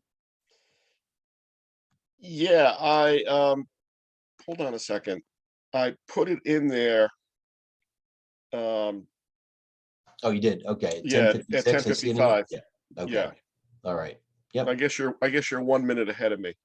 Yeah, there you go. So, all right. So if anybody's looking for the Ignite script book, it's right there at 10:55 or 10:56, depending on your time zone, apparently. So there you go. All right. Perfect. All right, good. So let's get into actually representing the seller. All right, now this is a big thing. We've talked about seeing everything on the buy side. Now let's talk about what happens on the listing side as well. Okay, so when you are representing the seller, okay, if you have one offer, all right, and the house has been on the market for maybe 2 months and you got that offer, you only have to worry about that one offer, but when you're in a situation where the house has been on for 2 days and you've got 5, 6, 7 offers, 27 offers, whatever it is, you want to gather all of them together. All right, it helps to put them into command, to sort through them, to organize it. All right, but you've got to present every offer to the seller. All right, make sure that you are giving them everything and anything, because some of the things that you may think are important are not important to them, and vice versa.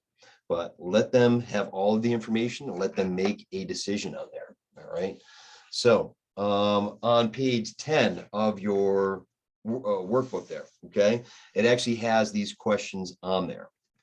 And here's what you're going to go through. All right. So you're going to receive the offer.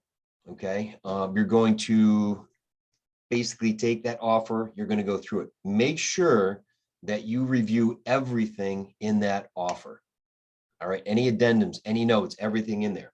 For instance, when we just talked about having a closing cost credit, right? If you're telling your client that this one's a $300,000 offer they're going to get, and it's actually $295,000 as you get further into the process after you've accepted it, okay, that's going to be a problem. So make sure that you're making all kinds of notes and that you're reviewing everything about that once you receive that offer, okay? Second thing, gather information about the buyer. If you go into page 10 there, all right, now some of this may be useful, some of it may not. But this goes hand in hand with having the communication with a buyer's agent, finding out more about their client so that you can help your client out. Like, how long has a buyer been looking? Have they been pre-approved? You hopefully would have that letter along with it. Do they have a home to sell? That might be a Hubbard situation. They're from out of town. Why are they moving to the area? Maybe job relocation. Why did they select a particular property? How'd they come up with their offer price? Right? If you've got a lowball offer, you got multiple offers, maybe you don't even consider that. But if that's the only offer you have, say like, listen, how'd you guys come up with that price? What we're using for comps, right? Had they made offers on other properties? Okay, what happened to those negotiations? Now, the agent may not tell you everything and anything, all right? But the more information that you have and the story behind what it is that they're looking for is going to help you with your client, right? Okay, so after we gather the information about the buyer, we're going to present the offer or offers to your client. Make sure that, Hold on a second. Let me throw something new in there. okay, perfect. We're seeing a lot of offers coming in way over asking price. When I get that now, I ask the buying agent, what do you plan to do if there's a shortfall in the appraisal? I mean, I had one property that came in $25,000 over the list price. And when the property didn't appraise and the buying agent freaked out, I actually said to her, do you think I was an idiot when I put the $200,000 price on the market? So if you get someone that's coming in way over asking price, you need to address that right up front, because you don't want to be, 4 weeks into the deal and have them say, oh, the property appraised at, exactly the price you listed it for, so we're lowering our offer. So get that addressed right away. Absolutely. Absolutely. And that's a great thing. I mean, we talked about outliers, if there's an outlier one way or another, get that addressed, especially being over that, Obviously, Steve's an experienced agent. He's done his homework. He knows that putting it out at the right price or the correct price is what's going to draw on the attention. All right. So he knows with his comps what that house should appraise to. Now, for us in Connecticut, Okay, when they actually have an appraiser come to it and it's our listing, I tell agents, meet the appraiser at the house with your comps. Okay, so you can show them how you came up with the price. And it also allows them to do their homework, maybe even using your information so that it can help it to appraise.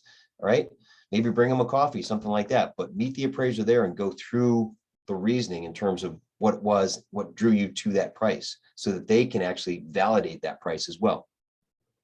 And again, those offers that are skyrocketing above that and they're getting financing, not going to work. So that's an excellent point. It's a great point that he brings up. Hopefully she didn't say you were an idiot. She didn't say that, did she? No, she didn't. She was actually crying because she's, why are you yelling at me? I'm like, I'm not yelling. I'm just asking you a question.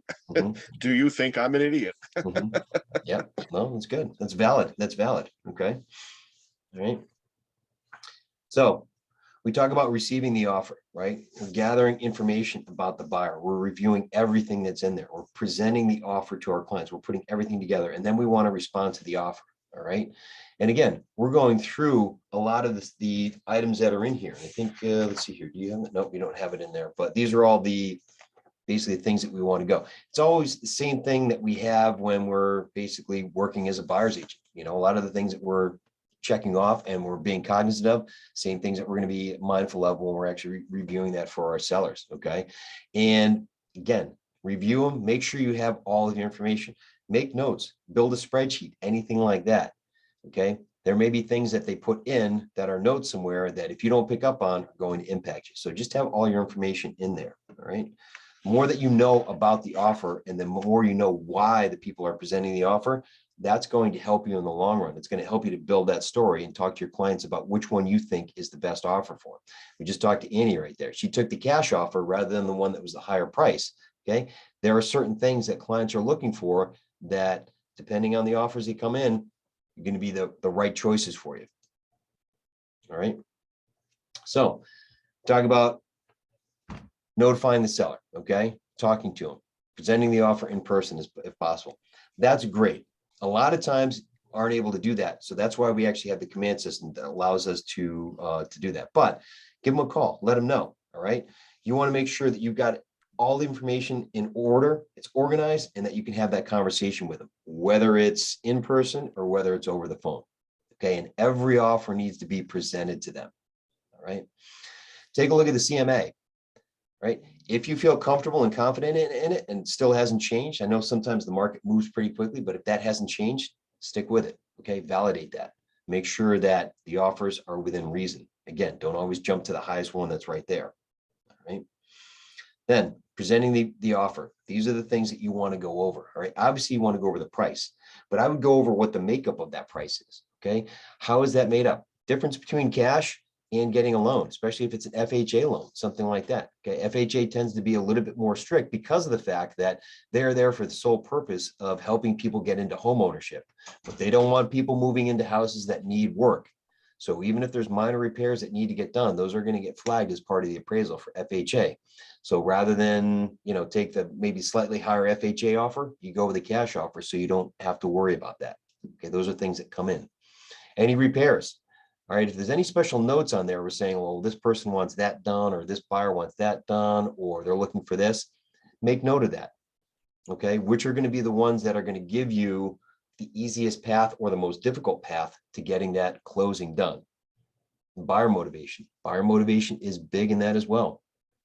Right? Why are they here? That might impact it. Now, again, some of this may sound like a cover letter, so you've got to be very careful with that, and you've got to understand that like you're basing the decision on what is in the contract, not any sort of feelings that come along with it. But a lot of times buyer motivation will have an impact. Right? And any contingencies. Is there a Hubbard clause? All right. Are they doing a closing that's longer than what you anticipated? Things like that. Those are all the things that you want to take into consideration. All right. Explain everything that you can to your client. Make sure that they have a good, solid understanding, a good picture of it. All right. And give them time to basically digest everything as well.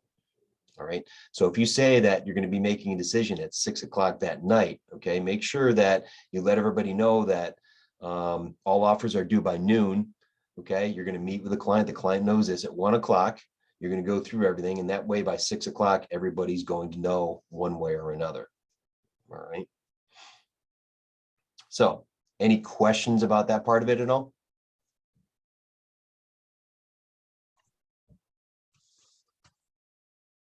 One of the things that you're going to learn as you go along as well too, that if you start to know and start to basically know the reputations of some of the agents that are out there, if there are some agents that are out there that are difficult to work with or have issues or you've had issues with them in the past, don't let that basically color your commentary when you're presenting the offers. Okay.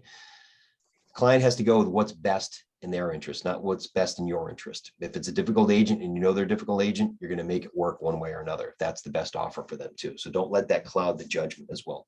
Okay. Is that good? Good. Now we're going to talk about responding to the offer.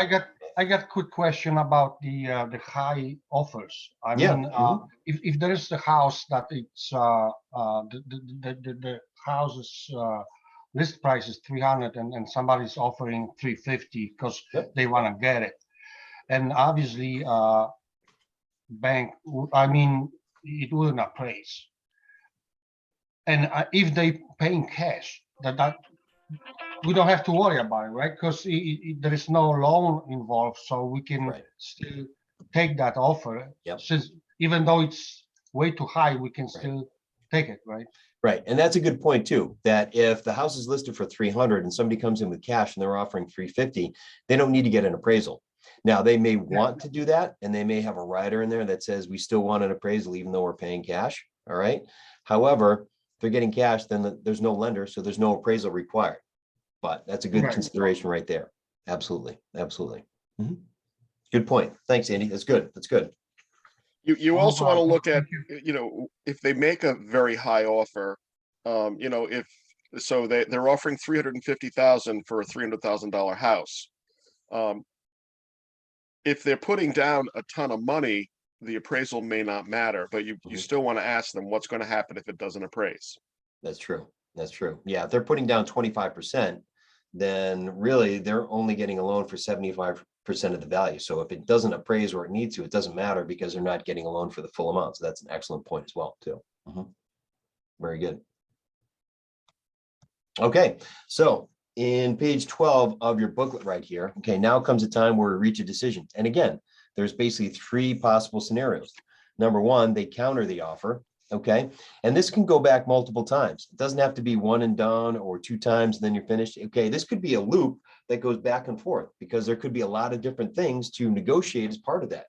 But if they come back with a counter offer, you know, take that as a positive. Obviously, they've seen something they like in your offer and they want to work with you on that. So make sure you let your clients know. Don't get offended by having them come back, right? This is all part of the process. It's part of the negotiation that goes in, right? Now, accepting the offer is fantastic. All right, that all of a sudden the clock starts ticking.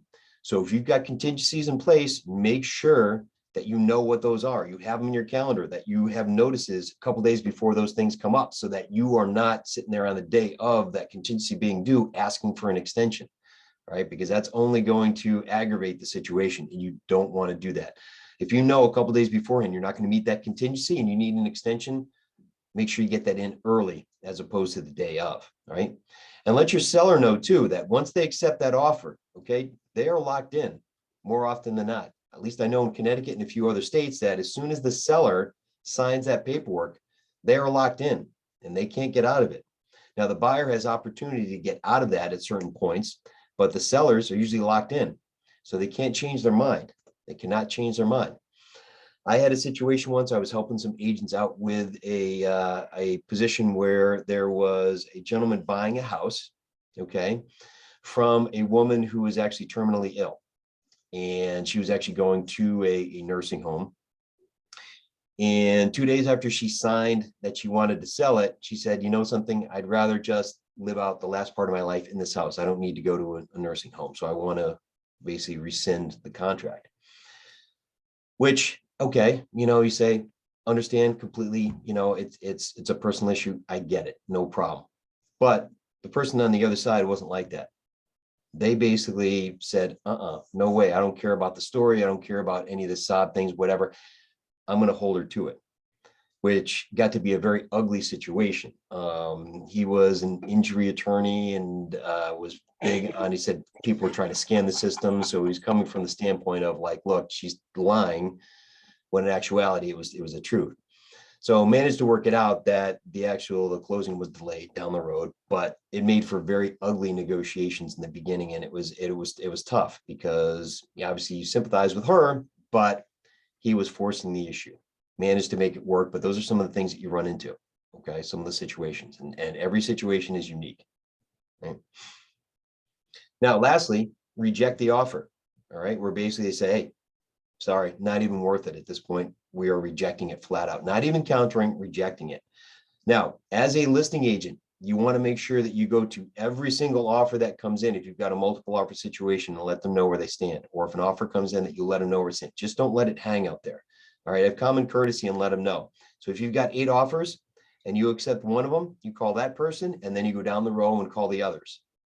All right, make sure that everybody understands that, okay, where they stand in that situation. Either you're negotiating with them, you've accepted it, or you're telling them, sorry, we have better offers, whatever the case may be. So, yeah, Anne-Marie, you got a question? Yeah, I made an offer on a couple of houses, and then I heard absolutely nothing from the listing agent, and I was told that means your offer was declined. Is that common practice? It shouldn't be. Just to appreciate the communication. It shouldn't be. I mean, just because I haven't heard from you for 48 hours, that means I'm going to assume that the offer wasn't accepted. It's like, no, I want something in writing that's saying like, I'm sorry, but we passed on your offer, something like that. Okay. And you should do that as a listing agent. It's just common courtesy to do that. You don't leave somebody hanging with an offer. And if you don't hear anything in 24 hours, then reach out to them and say like, look, we're just looking to know where we stand with our offer. Yeah, I did, and I still heard nothing, and I was just told the offer was declined just to move on. By this wasn't with this company. It was with a different company. But Okay. my broker. Yeah, I mean, in that instance, I would basically say, hey, if that's the case, then fine, move on. But they weren't doing their part on their end. I had to take serious issue with that because you can't just assume something's going on. Even in the instance where we've got 15 offers that are on there, you can find the time to talk to the other people. All right, it goes a long way towards building a reputation in this business because it's very easy to get a bad reputation in this business. It's very easy. And those are the people that other agents talk about. And, even though we shouldn't be, you tend to know who the good ones are and who the bad ones are, right? But listen, just think of yourself on the other side. If you're working with your client and you didn't hear anything, what would you expect, right? Again, common courtesy. Maybe not so common, but you still want to go through with it, right? Thank you. Sure, I absolutely. didn't know if that was common practice because I was told that was common practice if you didn't hear anything that the offer has been declined. No, it's not so common. And if it is, it shouldn't be. Let's put it that way. All right. It shouldn't be if that's the case, because it's to me, that's unprofessional. Okay. All right. Thank you. Yeah, absolutely. All right. So let's go through some more role plays here. Let's go to page 13. Okay. So we can go through and we can actually do some role play. So is there anybody that wants to actually role play this? And okay, the first one, presenting the initial offer to your seller. We don't have to do that. We're basically just going through the details of it. All right. But if we're presenting a low offer to our seller, okay, how could we answer that one? Anybody want to role play on the other side? What you would say if you're presenting that to your seller? Somebody came in with a really low ball offer.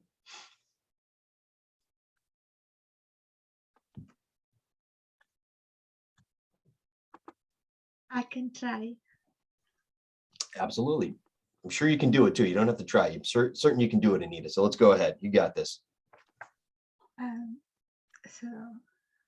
So we got this offer. It's kind of low from our listing price.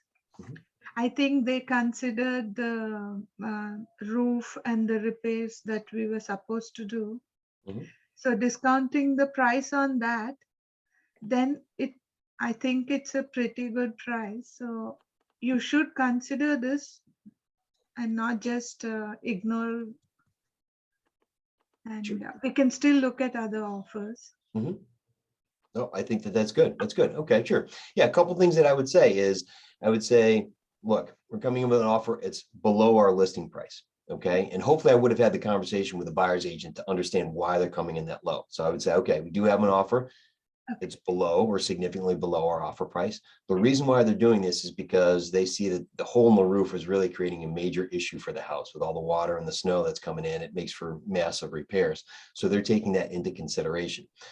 Now, depending on where it is in the process, if it's early in the process or late in the process, and you can determine, say, okay, if it's early, say, listen, we may want to give this a couple more days to see if we get other offers. If it's late in the process, say, okay, at this point, we haven't had much in the way of offers for the house. I think this may be something where we may want to counter offer. What are your thoughts?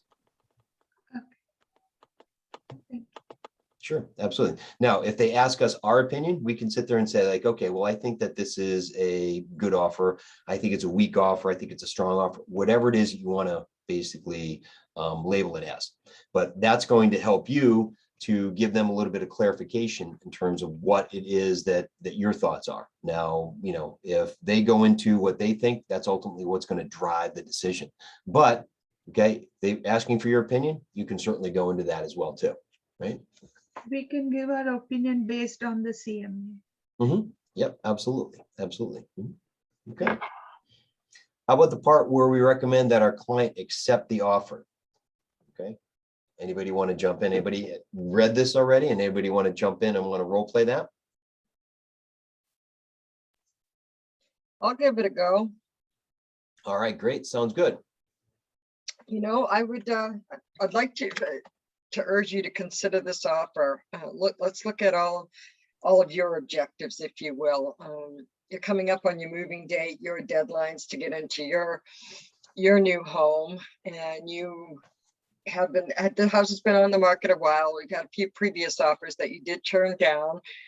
Their agent did tell me that these are the reasons they came in at this number.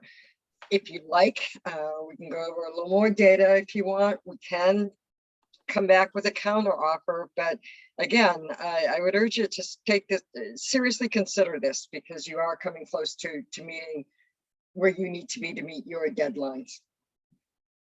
Sure. No, I think that's good. Yeah, absolutely. Absolutely. And, this is going to come with practice where we're going to sit there and we're going to be able to say this fluidly without, coming in and.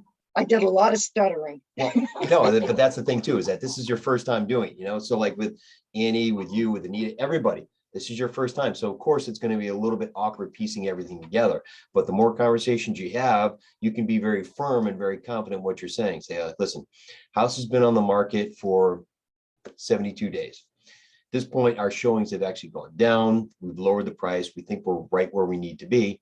This offer that came in, yes, slightly lower than where we are. However, you've talked about wanting to be in South Carolina in time for the holidays so that you can be there with your grandkids, right? This is going to enable us to get you there close to that time frame and still be able to celebrate the holidays with them.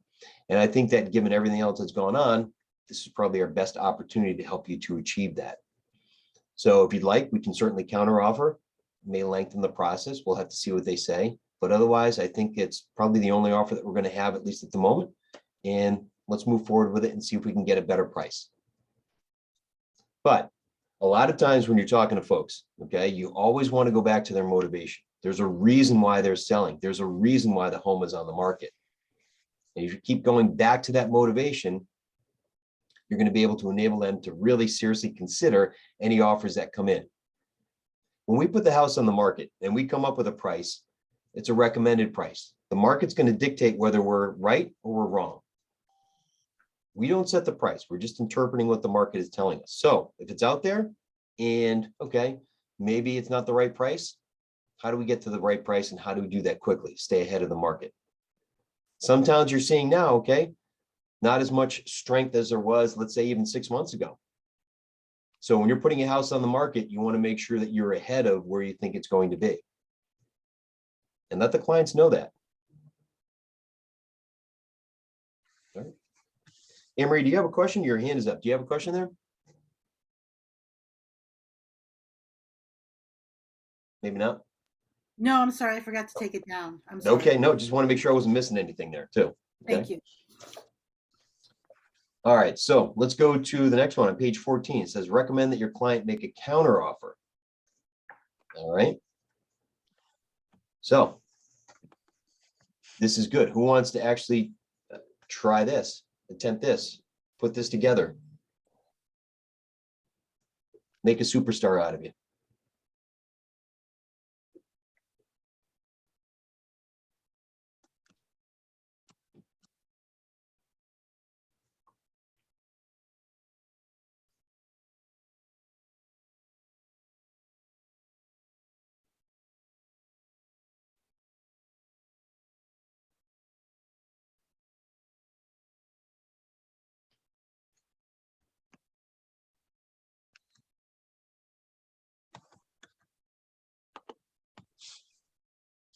Dead silence. Yeah. Come on, somebody can give it a shot. Why not? Let's say, hey, let's say that you did get an offer, and let's say it was slightly below where you wanted to be. What would you tell the client? Just think you're having a conversation with them. You're giving your advice on what they should do. I think you should make a counter offer and see where the buyer stands. Sure. Yeah, it's as simple as that, right? Absolutely. Say, listen, depending on the circumstances, if it's early on in the process, say, hey, we don't have any other offers. We could wait, we could see what happens. However, I suggest let's find out a little bit more about what they're doing, if we haven't already, and let's come back with a counter offer. They don't have to accept any offers that come in. You could put the house on the market and they can get 50 offers. If they don't want to accept them, they don't have to. That's at their discretion. I just phrase it like that. So more than happy to counteroffer on this and see where it takes us. And again, a lot of it comes into motivation and comes into timing and comes into how long you've been on the market, right? And a lot of this too is dependent upon, the circumstances, what's around there. And that's what you're going to recommend for them. If they're in a hurry to get out of there, then sure, absolutely. Let's go with it. Maybe you accept the offer as is, right? But you've got to have a good understanding of what the environment is like for you and what they're faced with at this point. So in getting them to counteroffer, you want to make sure that you bring up everything and the reasons behind that. And again, you're coming from the standpoint of being the professional. You're the adult in the room, okay? You're taking everything into account and you're making the recommendation based on that. And remember, this was in some previous classes, but if you've shown the house 10 times, you should have at least one offer. If you don't get an offer, that's the market. I mean, we don't set a firm price. We set a price guideline. The market sets the price. So if you don't get an offer, after 10 showings, the market's telling you the price is too high. Nobody wants to buy it at that price. So if someone comes in, so if the house has been on the market for, let's say it's been on the market for 3 months, and you haven't gotten any offers, and then you get an offer that's like 10,000 less than what you're asking for, work with it. Convince your seller that, look, it's been on the market for 3 months. We've only gotten this offer. Let's work with this guy. Let's find a way. Let's find a peaceful solution between the two of us. Give a counter offer. Yeah, absolutely. Absolutely. Especially too, in that instance, maybe you haven't had anything for a while. Okay. And somebody is basically saying, well, I don't like where you have it priced. We think it should be priced here. Why not? Work with it as best you can, right? If somebody comes in very low and you've got 8 other offers and they're either at or above market, okay, it's a different scenario. But it all comes down to who has the leverage in that situation, right? Early on in the process, the seller has the leverage. Later in the process, if nothing's happened, then the buyers have the leverage, right? If you price it right, and in the first weekend, you have 20 people that come in and you get 5 offers, sitting pretty, you've got the leverage. But if you have 3 people that come in and 1 person puts in an offer, okay, now the buyer has the leverage, but you've got to be able to work with that. All right. Don't completely shut the door on something like that, especially if, you're in a tight spot situation in terms of this house being on the market and no offers, and they're looking to move out pretty quickly. So to Steve's point, work with what you have. Definitely work with what you have, right? So conversation with that. Let's say that we were talking to another agent. How would that counteroffer conversation go? Anybody want to take a stab at that?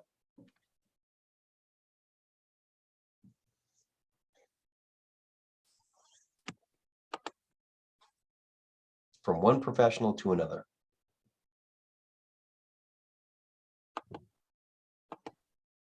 I want to find out the reasons for. So you're saying the listing we're- agent is talking to the buyer's agent. Yeah, we're talking to him, say, This is going our over the counter offer.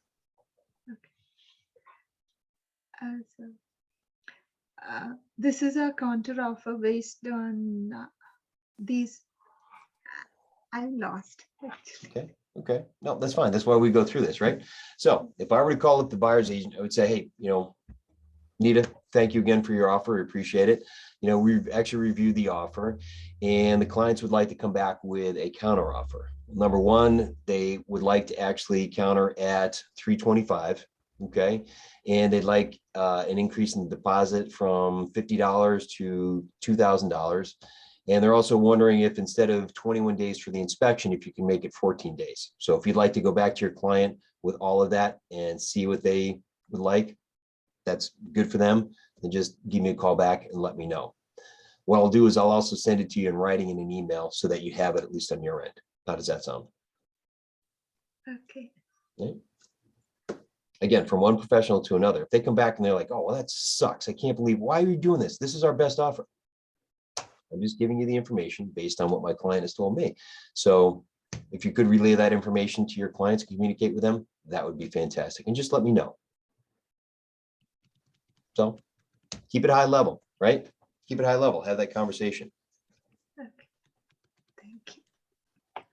Now, there's going to be instances where you come into it and it's not always going to work like that. Somebody is not going to be professional and somebody's not going to want to, go through the motions and they're going to be all heated and stuff. Keep it high level on your end, because again, you represent your clients, you're being professional to them, you're being professional to them. What they do on their end doesn't matter. If they're telling stories to their clients, you can't control that. All right. You can only control how you respond and how you do stuff.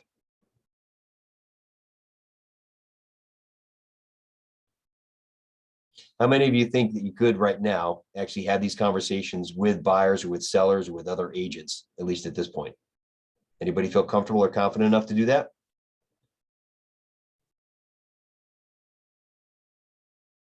Need little more practice. Okay, a little more practice. All right. And the practice comes from reading and understanding script, right? Yeah.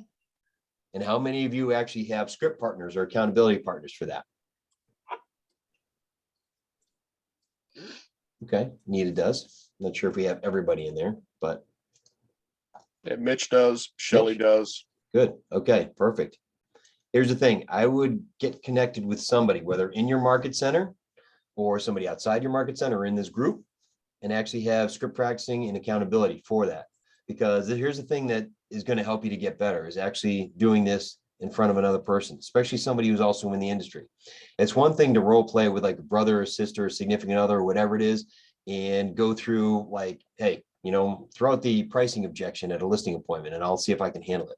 But when you actually go into script practicing with somebody who understands the scripts and knows where you're coming from, it's a different dynamic at that point. Okay. And that's going to make you better. And that's going to allow you to have these conversations no matter what comes up so that you can listen and you can respond objectively. Okay. And it's a great practice because it takes 5 or 10 minutes a day, a couple of days a week, and you internalize these scripts so that when you're, when someone throws a curveball at you, you're not like, it's, you know what to say, you know what the response should be. Right. So seriously, I mean, I've been in the business for 11 years. I still do script practice 3 days a week. I've got a person out in Milwaukee of all places that I called and they, I call one day, they call the next day. There you go. We do script practice in our market center at 8:15 and 9:15 every day. Right. We basically, it's repetition. Somebody mentioned that, it's repetition. Well, the reason why it's repetition is so that you can actually internalize it. You hear it once, you forget about it. You keep hearing it, you're going to absorb it and it's going to make you better. And you'll be surprised how much you remember. You'll be sitting there at a listing appointment, handling objection, and you're like, holy cow, where did that come from? I've had it happen. I've had other people tell me it happens to them too. You surprise yourself. But again, you're the professional, so act like the professional. Get the scripts together, understand how to have these conversations and handle objections and how to present things to your clients or to other agents. It goes a long way. Goes a long way. All right. So what are we hearing today? What are some of the things that we heard today? What are some of the things, the takeaways that you have here that you're going to utilize in your day to day?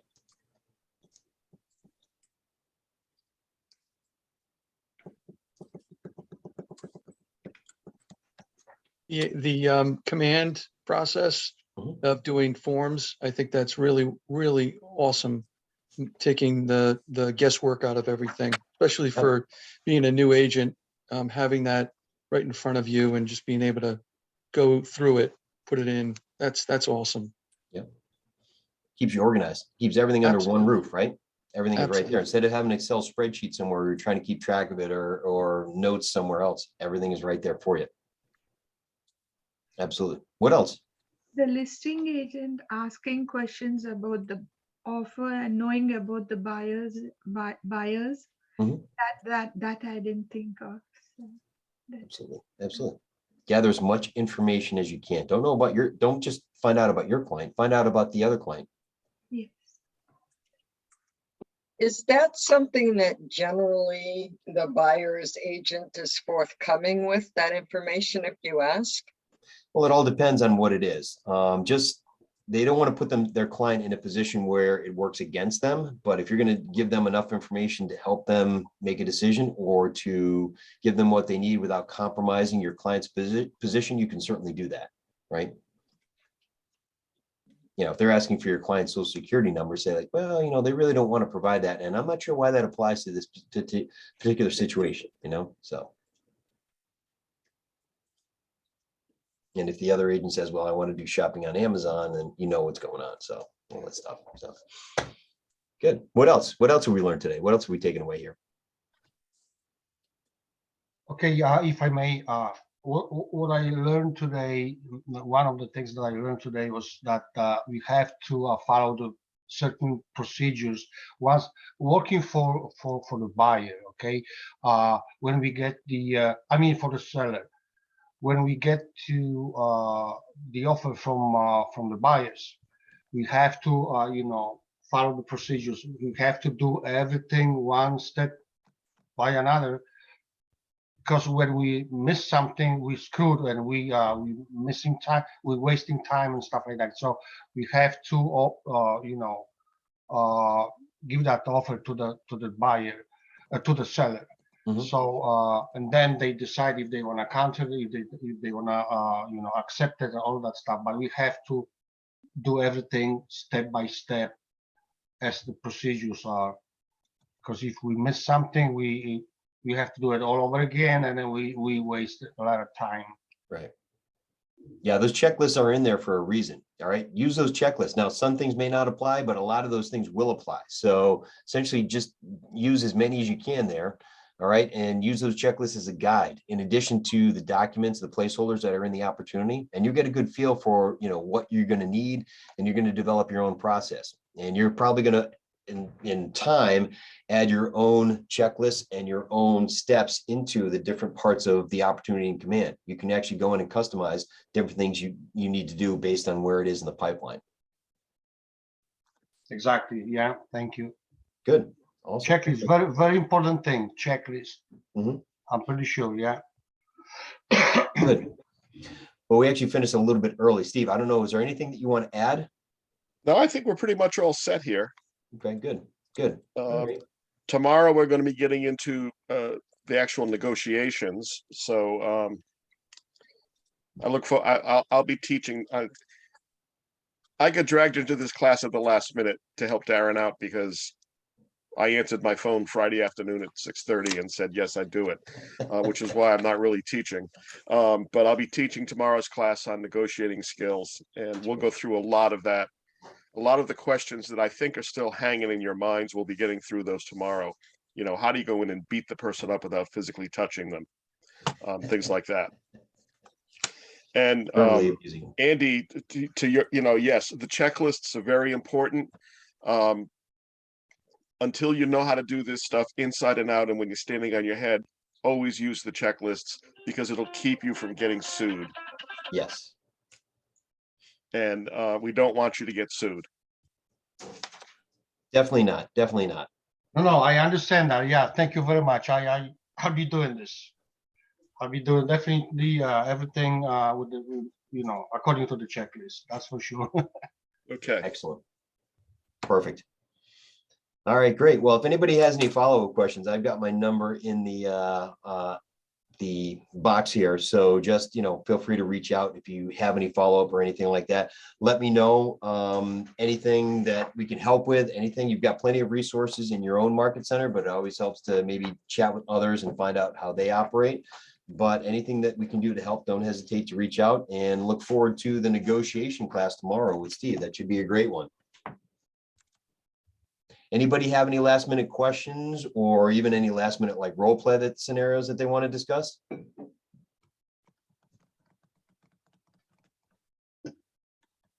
All right, I guess we're good then. Let you guys out with about 15 minutes to spare. So have a longer lunch, right? All right, See Steve, you all thank you very later. much for your help. I appreciate it. There is still this huddle at 1 today, right? Yes. Yep, you got it. Mhm. Okay. Yep. All right, thank you. All right, thanks, Andy. Take care. Bye-bye.